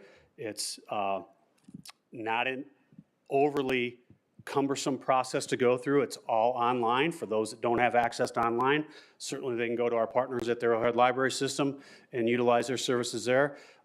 There are times where I'm literally walking folks through and our SBDC business consultant is loading information on their behalf up into the system. It works when those apply to it, and it works when those are applicant ready, but there are a fair amount of folks that are either over the top in terms they're not eligible for it, meaning for the grant program, again, because it was designed to address those that were left out of the process, those that were really the disadvantaged applicants. So if you received a total of $20,000 or more, either from the PPP or from the EIDL, or there's some combination of thereof, you were excluded from participating in the grant program. That same restriction doesn't exist on the loan program, but there are other caveats associated with that. As a matter of policy, if the board wants to change any of those parameters and increase the utilization of either program, certainly that's something we can bring back to the board for their advice and counsel. But I would hesitate to say that the overall kind of rush or demand is going to continue to be a bit dampened. Why? Because there was so much federal funding that came out, and so many folks that were qualified had tapped into that not only on one round, but perhaps on 2 rounds or 3 rounds. Doesn't mean there aren't needs out there, doesn't mean that we still don't deal with applicants that we're hand-holding through the process. Case in point, we had an individual that applied literally this week. One of the 4 mandatory checks that we have to go through on the grant program is to make sure they're a business in good standing. Their DFI certification had expired. They have to go back, get that in good standing before we can go ahead and process their particular grant application. And assuming they do that in a timely manner, and assuming that the calculations warrant it, they probably will receive the maximum grant of $10,000. But, you know, that's just kind of the extended landscape. Certainly, there's continuous improvements, things that we continue to look at, and I think there certainly are areas where more could be done. The reality is I think it really comes back to a policy position here on, you know, how much do you want to open up the coffers and what types of restrictions do you want to either keep in place or lift? And certainly we can give you advice and counsel from kind of our perspective on what we see, talking with numerous business over the courses of any given month and what their challenges are, as well as certainly try something that's out of the box. I think anything can be, you know, on the table for discussion and deliberation. Thank you. Could you by any chance email me where I can find the loan criteria? I can find the eligibility for the grants, but not the loans. Yeah, so both eligibility requirements are at rcbizgrants.org. Left-hand side is the grant, right-hand side is the loan. And if you click on those tabs, it gets into more detail on that. But both platforms both application platforms use the nearly identical process in terms of 5 to 6 tabs that you have to fill out. Some is more extensive, the loan program, because you can qualify depending on what type of business you are and how you're organized. You can qualify for up to $20,000 versus, other types of businesses are capped at 10. And the interest rates varies anywhere from 0% on up to 2% with payback periods that run 3 years on up to 4 or 5, depending on the needs of the business. Versus a grant, one shot, one and done, here it is, you apply, capped at a maximum 10,000, and based on the calculations, you could get $3,500, or you could get $7,500, or you could get 10,000, again, based on those calculations on the impact and the demonstration that has to be shown in the financial documentation to apply for the program. Supervisor Schneider. Thank you, Mr. Chair. I also feel the need with daycare, having 2 kids that I've had to adjust my work schedule until this year, finally being able to work full-time after my kids are 11 and 14 years old. So I do understand that it's expensive, but I was fortunate enough to be able to work my schedule around my kids and their school and daycare needs. My question is, I'm not hearing a lot of data for Rock County specifically needing daycare help versus other small businesses. I think the question was asked to Colleen what the top 3 most the businesses that are flourishing the most and the 3 that are needing the most work, and she didn't have that information. So that would be really good information to know what are the 3 biggest areas in Rock County that have the highest need. Daycares weren't brought up, but I think that would be good information. I'm not here. I heard a lot of national data, and then when Supervisor Stevens explained her resolution, she used anecdotals. I didn't hear any solid Rock County data. So to answer a portion of your question, specific to Rock County data, I'll give some data points here. So this is data that was crunched at a national level, but specific to Rock County, okay? So the topic of child care desert was referenced and has been referenced several times this evening.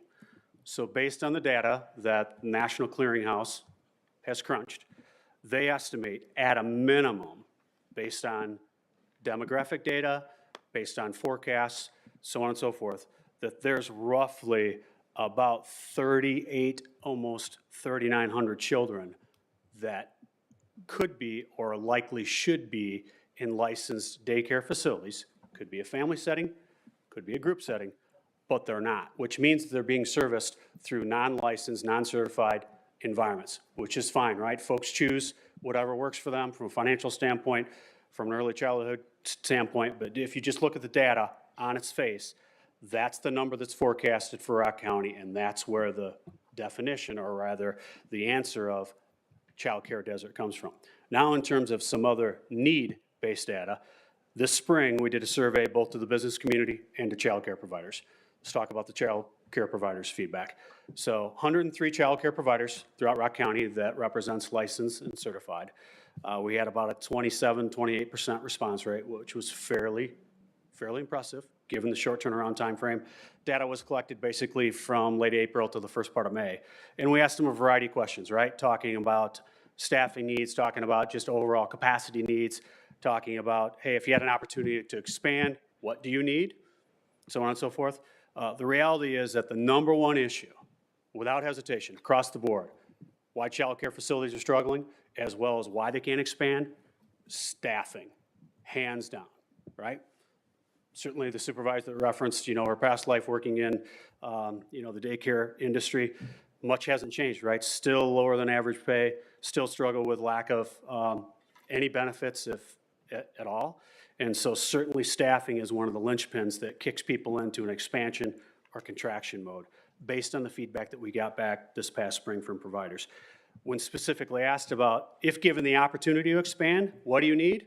Invariably, it came down in the following categories. Number one, they need cash. And I can tell you right now, there aren't any existing programs that come down through the federal level that necessarily create the liquid cash that these operators need to have to expand. Granted, there's stipends that are out there to help shortfalls and operational things. There are funding for scholarship programs.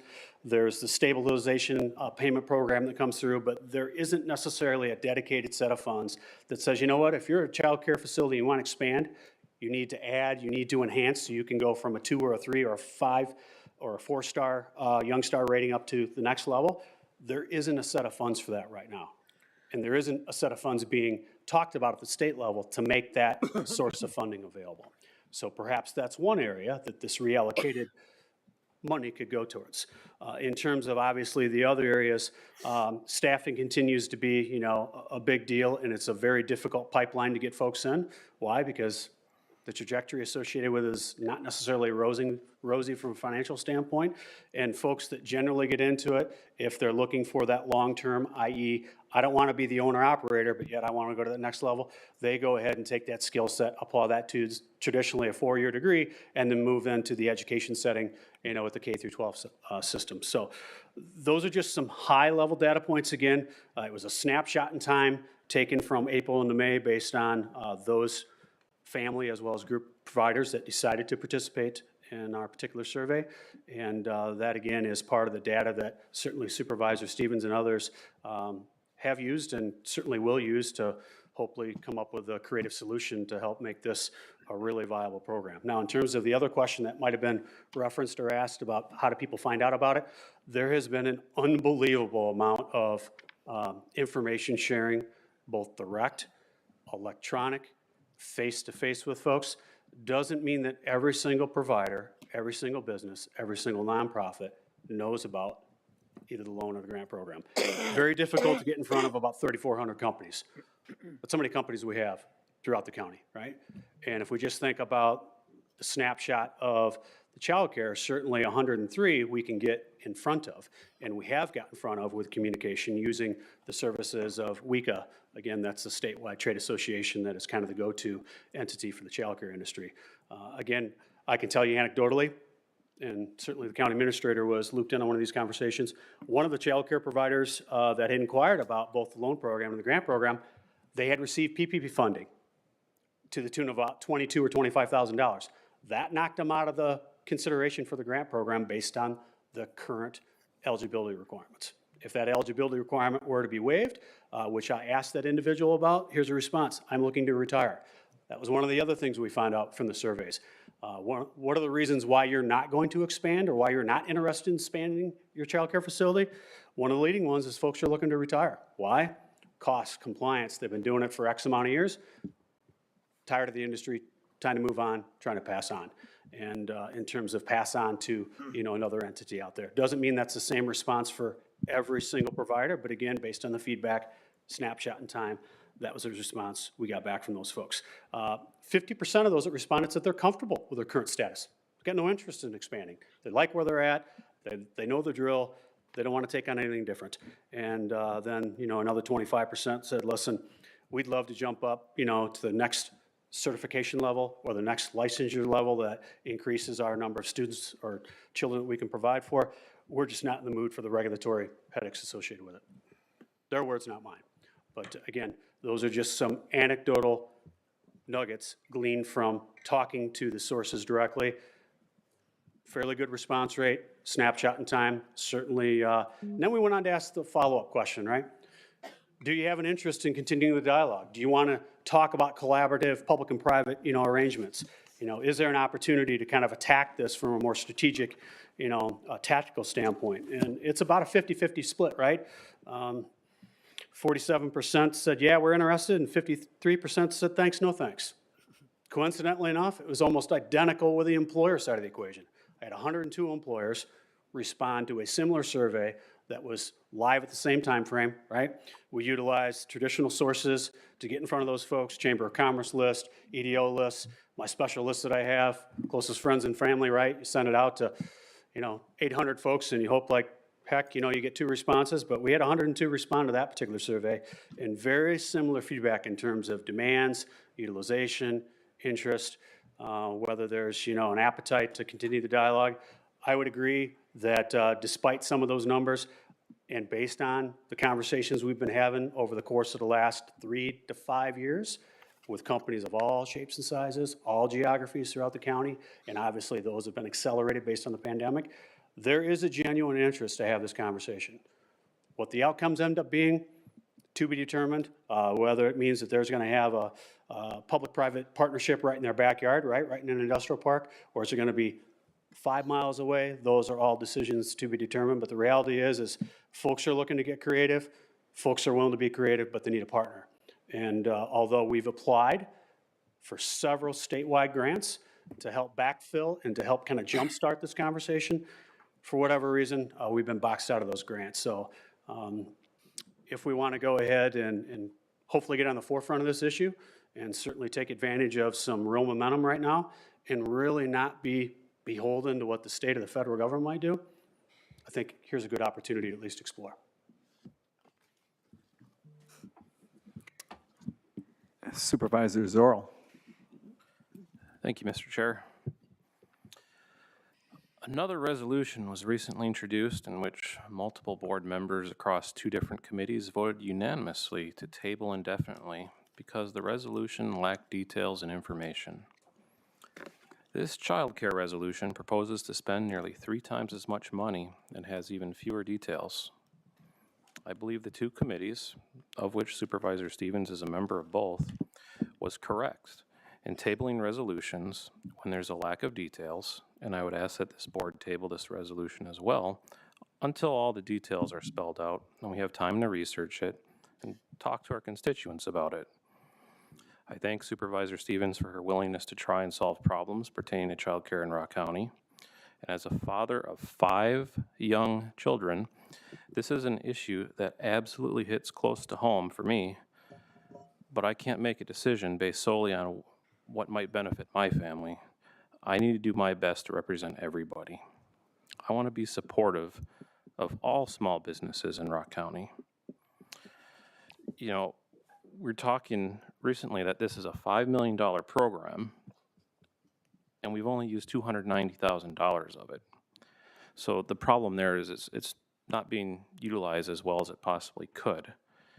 So one thing that I'm having trouble with is, okay, so if we take $3 million of that $5 million and we say we're still going to have a program, but we're going to carve out every single business in Rock County except for child care, that it's going to somehow increase utilization by eliminating all the businesses except for the child care businesses. It's, you know, there's maybe you make the requirements easier, you lower the bar. Okay, fine. But why would we only do that for child care businesses? Why not do that for all small businesses? You know, if you're a guy running a snowplow business or you have a lawn care business, you're not going to be very happy about this because this money won't benefit you because it's only going if you have childcare. I mean, maybe if you throw a few kids in the back of the pickup truck, maybe it counts. And that point, I don't know. And then the other thing is, you know, let's say we do set aside the money for this. Well, then what? What happens then? I know in the Finance Committee meeting that was prior to this, one of the topics that was mentioned was, you know, you got to pay your workers to run this daycare, but at the same time, the parents, you know, can't really seem to afford more money to pay for it. So maybe this money could be used to, say, subsidize wages. If you have your daycare employees, and I don't know, let's say they're making $14 an hour now, you tap into this program, well, now you can pay them $17 because the government's going to provide a small subsidy. So now you can attract more employees. Maybe you can open more slots up at your daycare. Maybe you can do some good for the county. Okay, great. And then eventually the program money runs out. So are these businesses going to go to their employees that are now making $17 an hour and say, we're not getting this money anymore. I guess your wage goes back to 14. Well, what's going to happen? They're going to quit. And they're going to quit all at once. And it's going to be like a nuclear bomb in Rock County where all of a sudden, all these parents are being told that they don't have, their daycares can't accommodate their children anymore. You're going to have people calling into work. You know, that's something that could actually cause major problems. And I'm not saying that that's exactly what this program's going to do, but I don't know what this program's going to do because it's not spelled out. It's just setting aside money. And so I don't see any data here that explains why non-childcare businesses, aren't deserving of this money as well. Maybe what we should be talking about is changing the bar, changing the requirements. Send it back to committee. Take a look at what we can do to improve the program we have instead of carving it out all these other businesses and think it's going to somehow magically work better. So, I mean, with that said, I move to indefinitely table, and then maybe it comes back and we can support it when we have more data.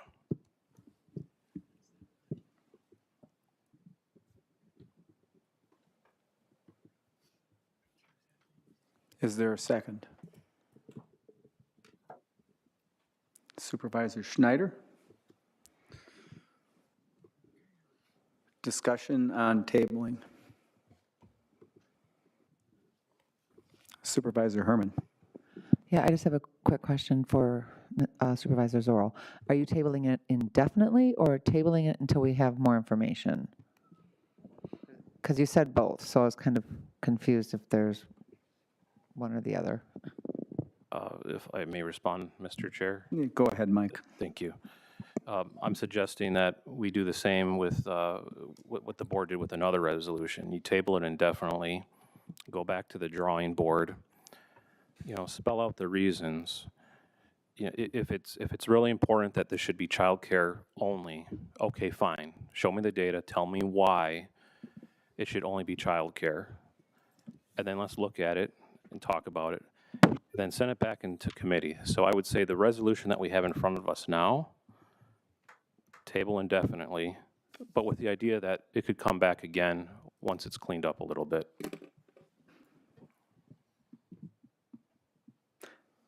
Okay, your last statement, once it's cleaned up, who makes that determination?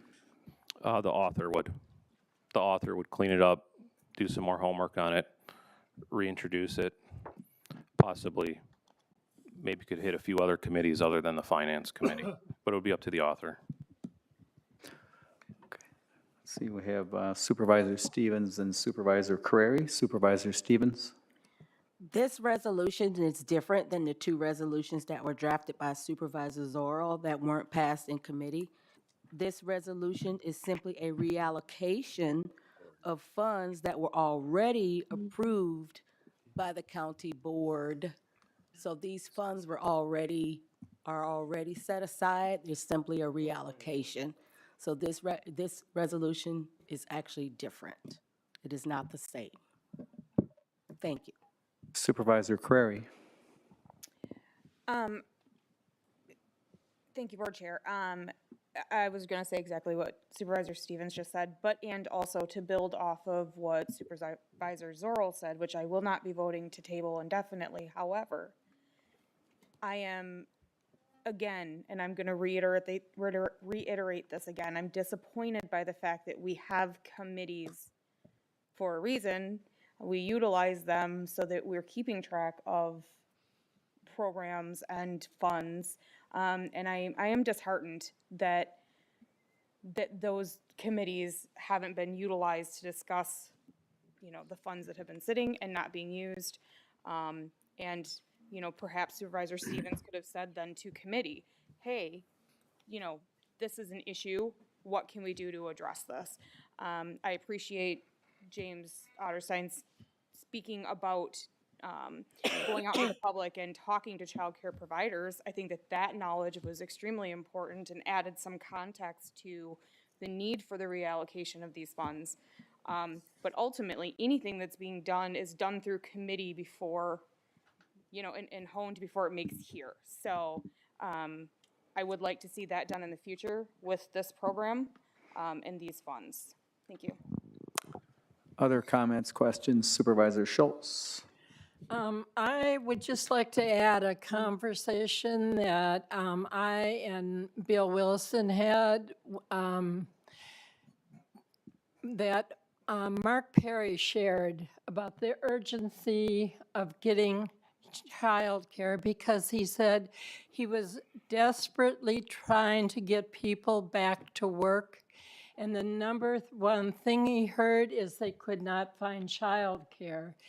And those people would be eligible for subsidies, but they're not going to be able to afford a place to live if they can't get to work. Point of order, Mr. Chairman. The discussion at this point is whether or not to table. I'm telling you why I don't You're out want of to order. just table. Out of order. Supervisor Pudzilny, I'll make that determination. So Supervisor Schultz, if you will get to your point and try to make it as close to the tabling issue as possible, please. I can understand wanting more details worked out, but there's an urgency, and please act accordingly because this is serious.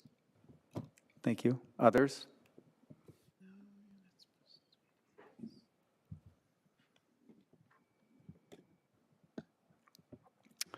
Seeing none, we have a motion and a second, and the motion is to table the item indefinitely with the stipulation that when the author makes modifications to her satisfaction, it can be reintroduced. Is that? Yeah. Table indefinitely. Right, I think just simply the motion to actually postpone indefinitely on its face implies the rest of that. So I think the board just needs to understand the motion is postponed indefinitely, and whatever happens after that is typical. When something's postponed indefinitely, it can't come back. So the motion is simply postponed indefinitely. Okay. This is roll call. Please vote.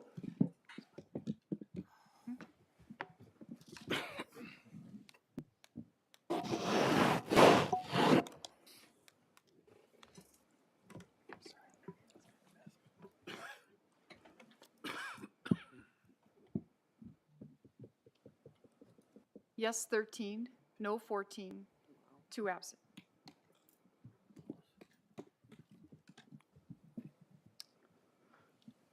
So the motion is still up for discussion. Comments, questions? Supervisor Woodman and Supervisor Wilson. Thank you, Mr. Chair.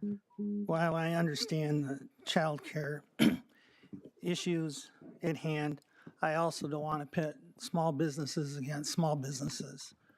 So I would like to find a way to work within what's already budgeted under the current small business nonprofit grant to help out and encourage everyone to take advantage of it. Thank you. Supervisor Wilson. Yeah, there have been a lot of very good points raised. I don't know whether $3 million is the correct amount or not, but I know that there is a need. Supervisor Schultz mentioned a meeting that she and I, as members of the Community Action Board, had with Mark Perry. And one of the big things that did come up was the need for childcare. The reason that I think that it would be a good idea for there to be some of these dollars set aside, number one, it is underexpended at this point. There's money not doing anything right now, and doing something is better than doing nothing in my mind. The other piece that I think is really important is the idea of robust strategy, and that may or may not be a familiar term to you, but essentially it says you do one thing and it has benefits in multiple different ways. As I see it, dollars spent on childcare have a multiplier effect. We're not just benefiting childcare providers. We're really benefiting businesses. Lots of businesses. We're benefiting businesses who are able to employ employees who are more productive because they're able to be at work all of the time. We're helping small businesses hire people that can fill positions who otherwise would not be able to work because they don't have access to childcare. I did, again, as part of my role as a board member on Community Action, representing Rock County, I had an opportunity a couple of weeks ago to go to the Community Kids Daycare Center, Learning Center, that Community Action operates. Had an opportunity to talk to some of the daycare providers and to hear about some of the needs that are there. The need is real. The need is great. And whether it's $3 million or another dollar amount, I think it's really important that we invest some dollars in this robust strategy that will pay off in multiple ways. Thank you. Supervisor Towns, Supervisor Herman, Supervisor Farrell. Thank you, Mr. Chair. I don't think I've heard anybody say tonight that they were against trying to help provide more affordable access to childcare in Rock County. I think we're all on the same page with that. I think the question is, what's the right amount and what's the right avenue for dispersing it? And I just appreciate Supervisor Woodman's comment that if there's a way that we can use an existing program, that probably would be the fastest facilitation of getting some of those dollars out. And I also appreciate a couple folks who have mentioned that perhaps the committees that are supposed to be overseeing these funds maybe could make that facilitation move along a little faster if they met. And I think we have something in place, and I'm hearing that people want to do something. It's just we want to know what we're doing before we do it. So thank you. Supervisor Herman. Thank you, Mr. Chair. I think Supervisor Towns said that very well. I do know that there's a necessity part of this, and a couple things do bother me or worry me is it's always everybody's noticing, oh, the parents can't get back to work because they don't have childcare. However, what I am also finding being on the Human Services Board is my concern is, okay, they say they want to, some of these people that commented wanted to expand, hire more people, that kind of thing. You know, if you have more room in your daycare or expand or have more room for children, you're not necessarily going to get the staff. There is a staffing shortage all across the board in almost every avenue. And so we can't even say that we're going to have staff to watch these children. And so it kind of comes back to how do we utilize it, because there is a need, and maybe we should be meeting a little bit more to figure out how we can allocate these funds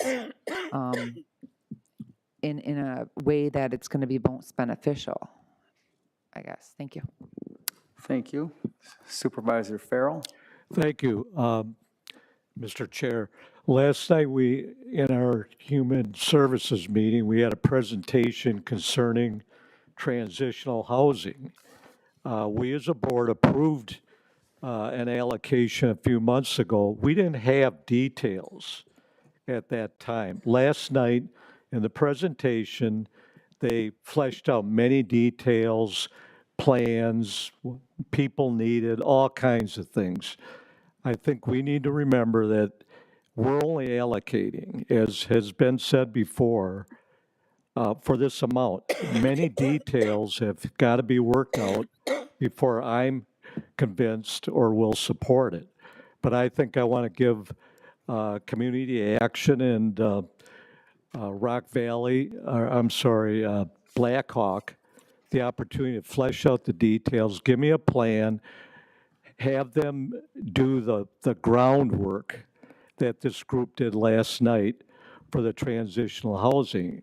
So I'm not convinced on all of the areas either, but I want to see a plan. I want to see the groundwork laid, and then we can vote on approving the expenditures of the funds at that time. So I would support right now the allocation, but there's a lot of work and a lot of convincing that has to be done to show how is this going to be used? Thank you. Supervisor Zorl. Thank you, Mr. Chair. I move to call the question. Is there a second to that? Supervisor Wilson? Okay, there's been a motion to call the question, which will effectively stop debate, and we'll move right into voting.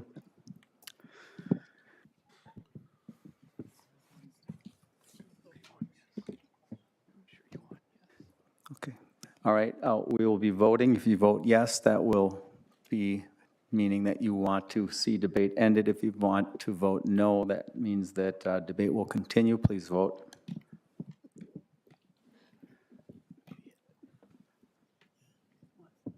Supervisor Bryan? Your switch isn't. Yes, 24, no, 3, absent 2.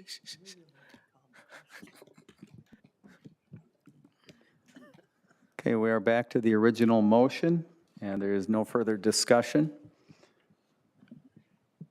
Please vote. Can you repeat the original motion, please? Okay, sure, Lisa, if you would, please. Good point. Reallocation of small business program, ARPA funds to child care business program and amending the 2022 budget. Okay, please vote.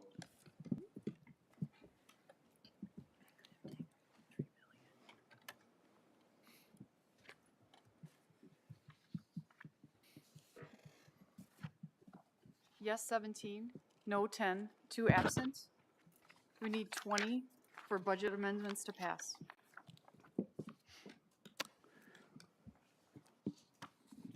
Next item, please. Next item. Item A2, authorizing purchase of Ceridian Dayforce. Moved by Supervisor Fox, seconded by Supervisor Mohini. Thank you. Josh? Good evening. I will give you a little background on this. There's a lot of history behind the resolution in front of you, and I don't want to keep you any longer than I have to explain, so you can make an informed decision about this. So I'll give a little bit of history, and then just allow questions to come if you have them.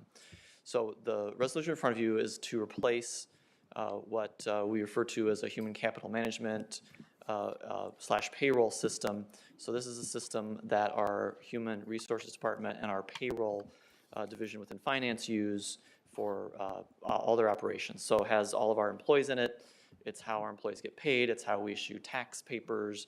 It's how we manage the information about all of our employees across a variety of different kinds of modules when you think about everything HR does.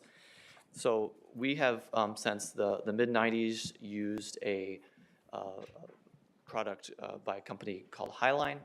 Up until around 2015, we had used that group when we started thinking about upgrading the system at that time. So in 2016, we did put some money into the budget to begin exploring that. So we went through a process where we brought in some different vendors to look at what direction we wanted to go. After some review of those vendors, we decided it was sort of safest and most comfortable, and we'd stick with Highline as we had for many years. And so we started working through a process with Highline. Highline was then bought out by an organization called NeoGov in 2018. NeoGov, we also have a contract with NeoGov, is our applicant portal. So if you go to the website and apply for a job, you do that through NeoGov, and NeoGov is expanding their business.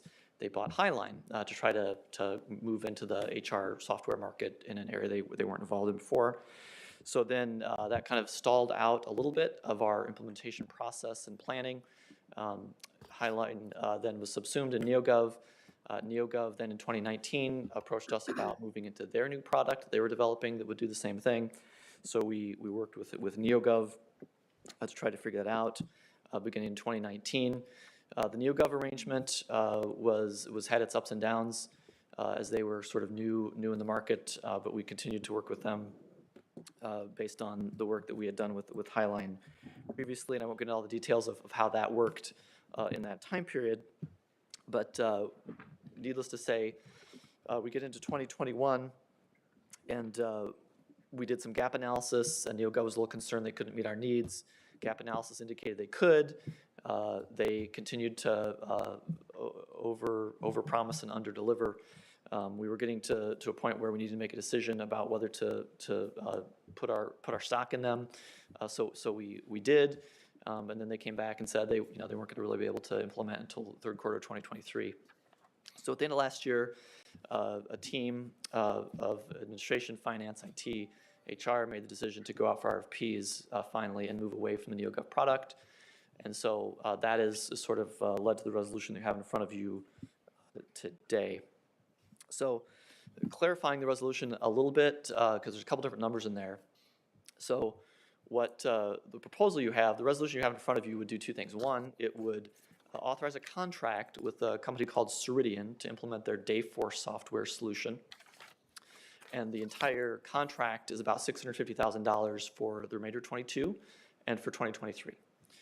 In addition, what we also need from you is to allocate about $110,000 from the general fund for the costs to implement in 2022. The remaining costs would be in the 2023 budget for your consideration as you consider the budget here in the next couple of months. So I wanted to just speak a little bit about why we get to the point where we need to ask you for that $110,000. I think it's probably something that's on your minds about, well, why didn't we, budget for this, and why weren't we expecting to have to do this year? So part of it was a little bit about the uncertainty with regard to when we did the 2022 budget. At that time, we hadn't made the decision yet to go out for RFP, and so that was a decision subsequent to budget adoption. The other is a little piece that I think will be helpful, not only for your decision tonight, but in thinking about the 2023 budget, is a little bit about sort of the counties and my own personal budgeting philosophy. As I think I've explained to you before, probably in orientation to the new members and the members who've been here before, one of the things how we approach our budget, again, I think we're a pretty conservative budgeting body. I think I'm a pretty conservative budgeter. And so what that has resulted in over the years is things like the excess sales tax bucket of money. And we have that excess sales tax because we conservatively budget for what we're going to receive and what we spend our sales tax dollars on. Likewise, you've seen over the years that we have increased our general fund balance pretty significantly because of that approach where we're budgeting conservatively, we return money to the general fund at the end of the year, and that allows us, in both those cases, to have flexibility to come back to you in circumstances like this when we have an unexpected need. And so that is why we're here to ask for some general fund money for this purpose, is we feel like we've added a lot to the general fund over the years. That's probably the most appropriate source for this. And I think we've demonstrated that we've been responsible with how we manage the general fund and how we manage the budget overall. So speaking to that question of why we're asking for the $110,000 from the general fund, why we didn't budget for that as we came into 2022. So on your table is another sheet that we put just in case there were some additional questions. It looks like this. It's titled, has the title of the resolution, additional cost information. On the top, what we call Table 1 is a little more information about how we break down the difference between the 110 we're asking for in 2022 and the 2023 figures, getting to that total of 650. What Ceridian calls implementation, some training fees, which don't start until 23. There's 2 phases of software implementation, and those are noted in the footnotes below for the different modules. Some service fees in year 1 to provide some additional support following implementation.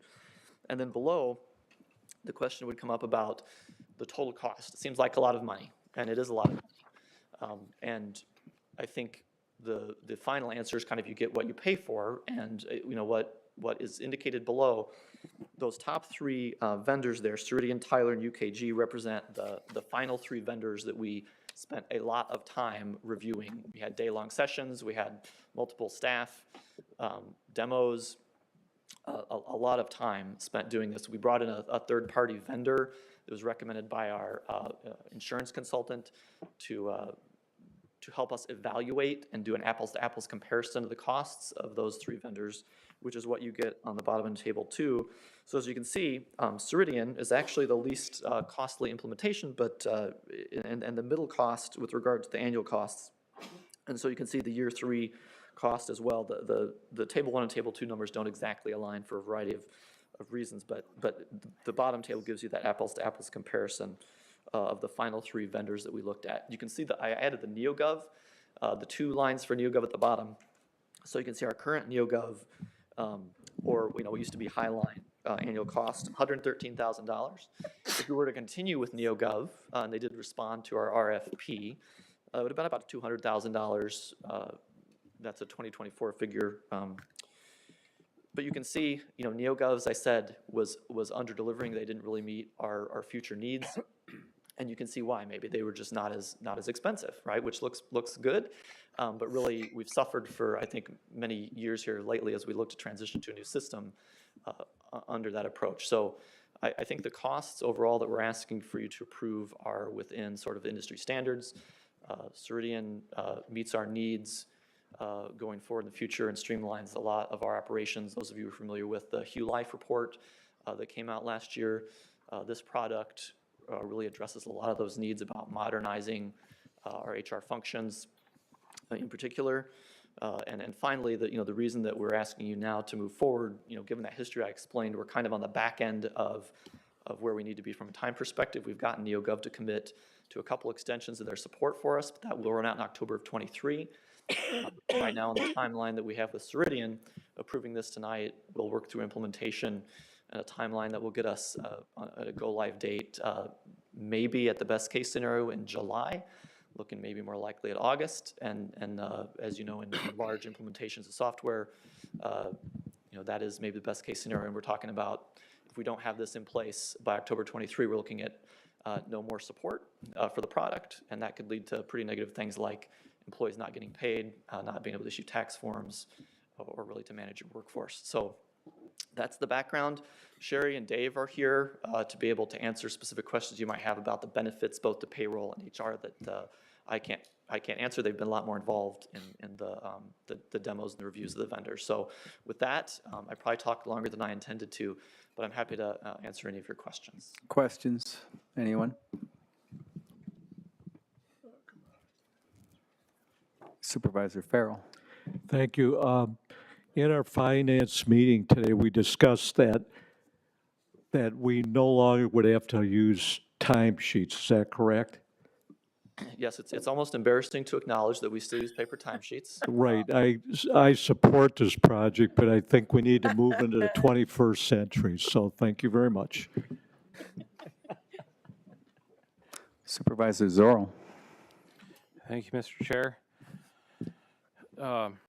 Current software says it was implemented according to the resolution in 1997, so it looks like it's a 26-year shelf life. Is this new software going to be expected to last about the same 26 years, give or take? Yeah, I think it's a hard question to answer. I think I wouldn't necessarily frame it as a 26-year shelf life. I mean, I think the way to think about software in general, or at least in my experience, is that there are always like upgrades, right? So I mean, we were on version 5.04 of the Highline / NeoGov product. We were trying to move to 5.05. That was a cloud-based system. I think there was a time where we were going to continue, kind of with that system if they would have been able to meet our needs, beyond 26 years. And so, I don't necessarily frame it that way. And I don't think there's really any way to tell with technology changing, how long Ceridian might last or continue to provide service. They've been around a long time. They've provided good services in the industry, and we've done references on them. So I don't know if I can answer your question directly as you ask it, but I don't foresee, and the team didn't foresee, that this is something we're going to would have to move away from in the short term. I see in the resolution here, it says it's going to provide more self-service. So when I think of self-service, I think going to Walmart and checking yourself out, and sometimes, you maybe save some money by paying a little bit lower prices by not having to have that overhead cost built into whatever it is you're buying. And then I see a little bit further down in the resolution, talks about increased efficiencies and also the hardware and software efficiencies. And since I've been on the board, I've seen some language like this in some other resolutions where we talk about how it's more efficient or self-service, or it saves time doing this. But one of the things that I usually don't see is, okay, it's more efficient, but why aren't we saving money? So I'm not necessarily opposed to this software. I could get behind it. But the problem I'm having is on the handout we got where it talks about the annual cost. You'll see where it says NeoGov current, and we're paying $113,474 a year, whereas the annual cost on this software is going to go up to $424. I mean, that's a $310,000 increase. You know, I'm not so much worried about the implementation costs. I'm worried, you know, what are we going to be paying year after year after year? And if you figure that, you know, this software lasts about the same as the old software, that's an extra $8 million we're adding to the tax rolls. And if we need the software and it works good, okay, fine. I don't have a problem with supporting the software. But what I'd like to see is how are we going to offset that cost somewhere else? Before I'd be willing to support this change, I want to see a cost saving somewhere where it's going to be offset so I can go back to my constituents and say, and I don't want to have to tell them, yeah, we just keep raising cost every year. This is why your taxes keep going up. It's a concern of mine about that annual cost. I mean, $8 million over 26 years, it's a lot of money. That legitimate concern, you know, as the one who has to present a recommended budget to you here in a couple months, I'm not real excited about that either. I'll tell you that. And when I first saw that number, I had similar reaction. You know, there's got to be a better way. There's something we can do about that. And you know, where I come down to it, you know, if I compare the numbers here on the table, at least, you know, the current number, 113. You know, not going to be able to do that, right? We can't continue on there. Even if we continue with NeoGov, $200,000. So, you know, we're looking here at those who responded to RFP at annual cost of $216 for Tyler. Tyler, you know, was a company that the group thought highly of as well. But, you know, given the needs of the county and given our experience, given the third-party vendor we brought in to help us do some analysis, Ceridian, you know, was selected by the group. You know, I think the way I think about these things is we have a certain amount of money in the budget, right? And so the board may make a different decision about the budget, right? And so when the budget comes before you, the board has to make a decision about how much you want to raise taxes. And we are limited in how much taxes we can raise by levy limits. And so, for example, in 2022, in years past, you know, we've had about let's call it $1.1 million in what I call new money under levy limits to raise. Under levy limits, if you don't use the money in that year, you lose it, right? You can't make it up in future years. And so like it or not, and I can guarantee you that when I recommend the budget to you in this fall, it is going to use every dollar of that new money we have. And that's just the way it is to try to operate a large enterprise, in my opinion, like the county. And so the question then, if that is the supposition that I'm making as I bring that to you, is that $400,000 of the additional annual cost, or really, you know, maybe $300,000 when you consider we're already spending $100, is going to have to come more somewhere in the budget, right? So as we work through the budget process, there may not be specific cost reductions I can point to you right now, but it's all got to fit into the cap. And so how am I going to do that right now? I don't know. I really don't. We just started budget meetings last week. But you know, that's my answer as to kind of how do we fit it in. It's going to come under that cap some way or the other, and I wish I had an answer for you today as to how it would do that. But it's not necessarily that I would be able to point to you that there are direct cost reductions. The way that Dave, our HR director, talked about it in the finance meeting was it's cost avoidance. You remember the Hugh Life report. Those of you who are familiar with that talked about that we are based on industry standards for an organization our size.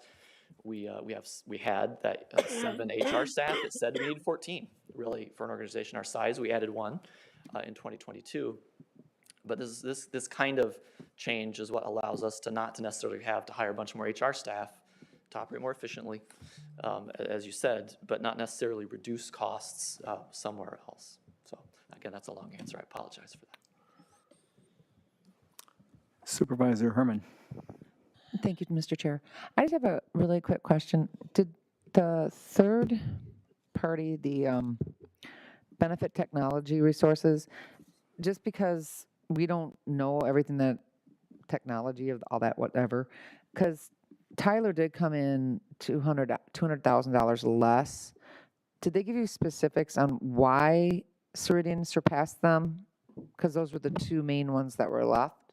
Is there someone could talk to that? Yeah, sure, you can talk a little bit, I think, about. Thank you. So I can talk to it from a payroll perspective and Dave from HR, but so Tyler could not do some of the things, some of the payroll calculations that we need, such as equalization banks for the 24/7 operations.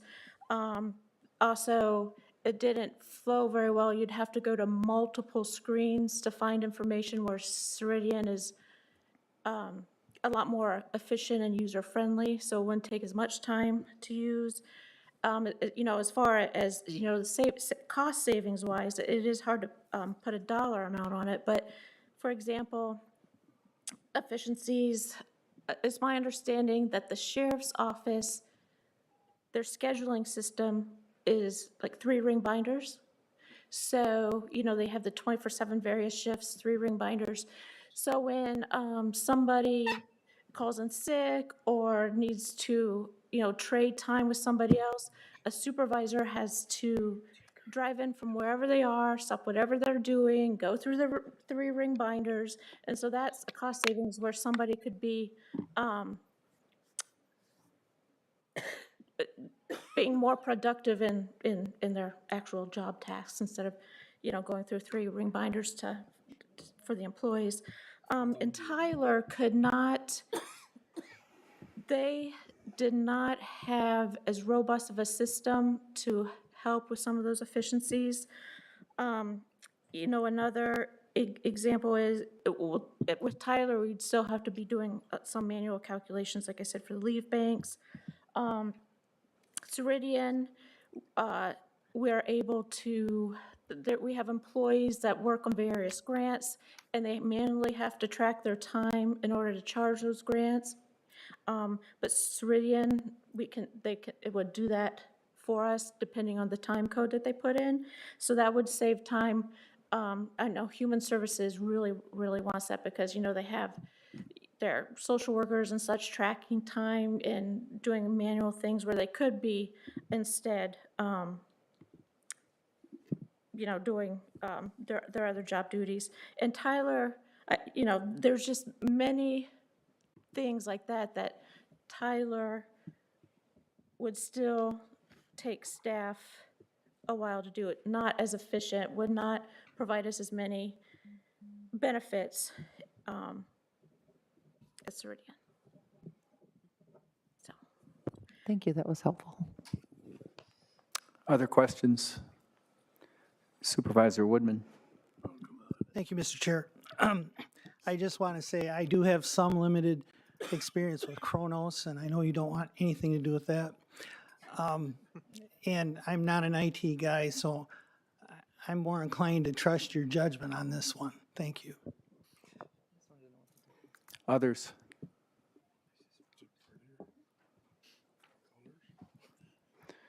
Seeing no other hands, this is roll call. Please vote.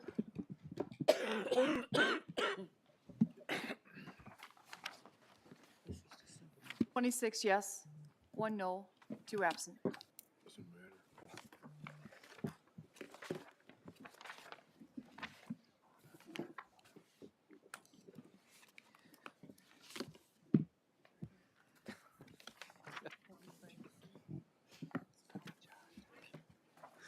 Next item, please. Next item, item 11B1, awarding contract for the construction of law enforcement services, jail and electrical. Moved by Supervisor Bryan, seconded by Supervisor Fox. Brent, are you going to be taking questions on this one?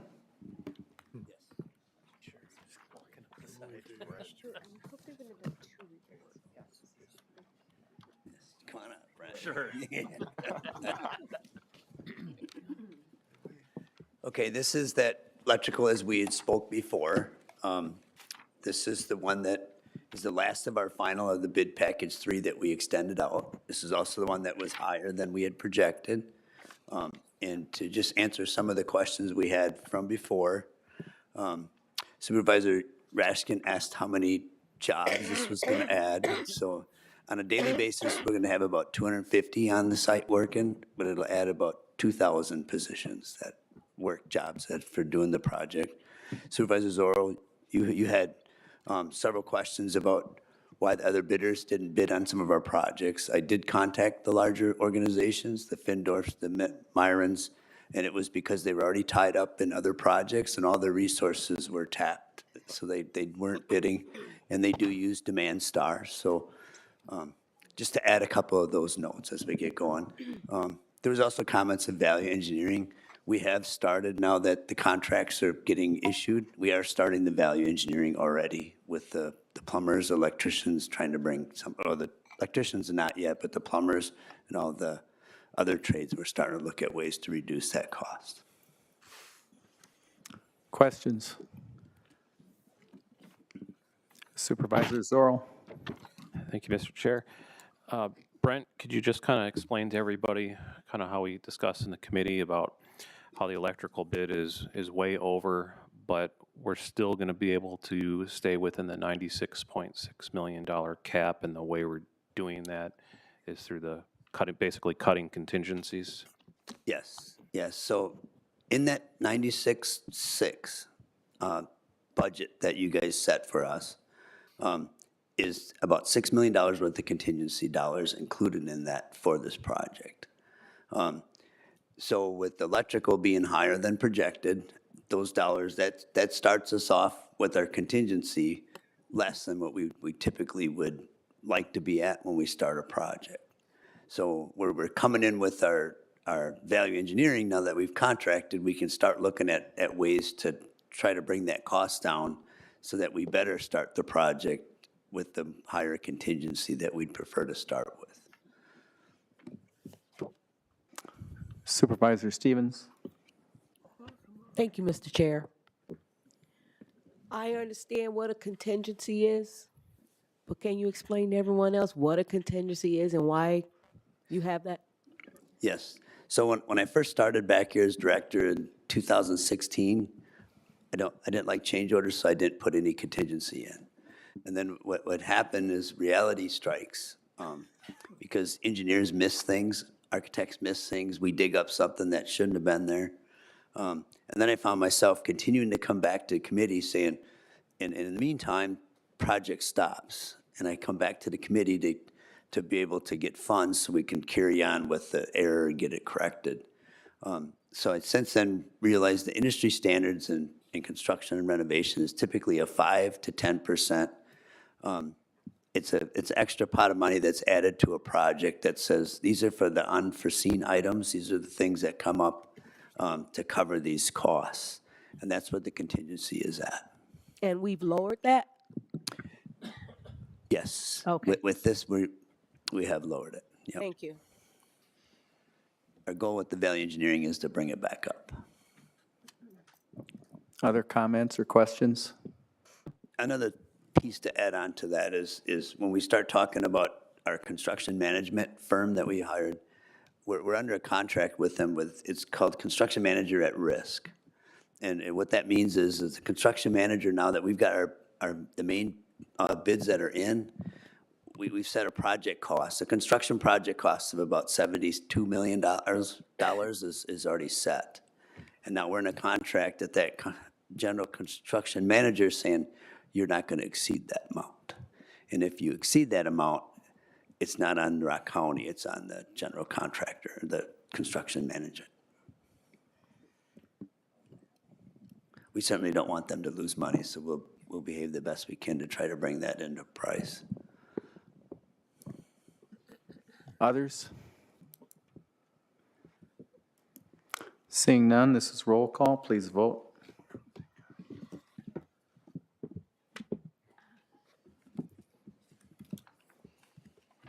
Yes, 26, no 1, 2 absent. Next item. Next item, item 11B2, awarding the contract for the installation of the new 911 communication tower and equipment room. Moved by Supervisor Fox, seconded by Supervisor Bryan. Brent Sutherland, would you like to continue? Thanks. So if anybody's not aware, there's a communication tower that was installed in 1985 over by the sheriff's office. That's nestled right into the old Pinehurst building in the sheriff's office. That tower for the jail LES project that tower actually serves the 911 center radio communications. And that tower for the LES jail project will have to be moved. That's where parking is to be at. So we hired a consultant to actually do an analysis and evaluation on that tower because I wanted to see what the value was as to the ability to move it. So we were going to have to move that tower. And they said when they got in there, the updates that have to be made for that tower to be compliant and repairs made, that it would cost us more money to fix that and move it than it would be to build a new tower. So then we started looking at areas within the complex close by in proximity to actually build a new tower. So what we'll be doing is with this resolution is building a new tower. And it'll be just east of where if anybody's familiar with the laundry building, so it's just right between Rock Haven and the sheriff's office is where it's at. There's some open space there. So it's close enough where it can be monitored pretty well, but also far enough away so that it doesn't hamper any further expansions or construction that happens as we go. We did go out for bid on this one. We did get 6 bidders. Happy to be able to stand in front of you with 6 bidders. And it's I did evaluate the low bidder, and the low bidder come in with some very good qualifications and recommendations. So. Comments or questions?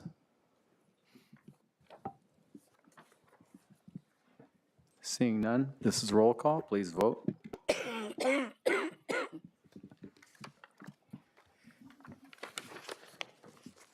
Yes, 26, 1 no, 2 absent. Next item, please. Next item, 11B3, awarding the contract for the audio and visual equipment and installation for the IT 911 renovation project. Moved by Supervisor Fox, seconded by Supervisor Carreri. Okay, this is all part of the 911 IT renovation project. This will take care of all the conference rooms where we'll have the ability to teams meeting into these conference rooms, training centers. And this will take care of on the new IT department as well as the 911 center. We didn't include this in the construction package just so we just avoid the 10% markup for the contractor. And we usually with our audio visual, we started working with AVI, who is a audio visual. They started with our sound system here with the upgrade. And what we've worked with IT is in the past, we've kind of just done a piecemeal. As somebody needed a IV or audio-visual equipment, they would just order it and put it up, but there wasn't that support. So we had been working with AVI to be kind of our integrator as we get through our systems to make sure that everything integrates the way we need it to do. And they typically will have state contracts. So with the bidding climate right now, in this case, I piggybacked on a UW contract where we had about 11 AV people, suppliers, and installers all bidding on the different equipment. And AVI is one of those contractors. So I would strongly recommend, and I did add all the information on each device and the percentages on there, the bidders that bid. Comments, questions? This is roll call. Please vote.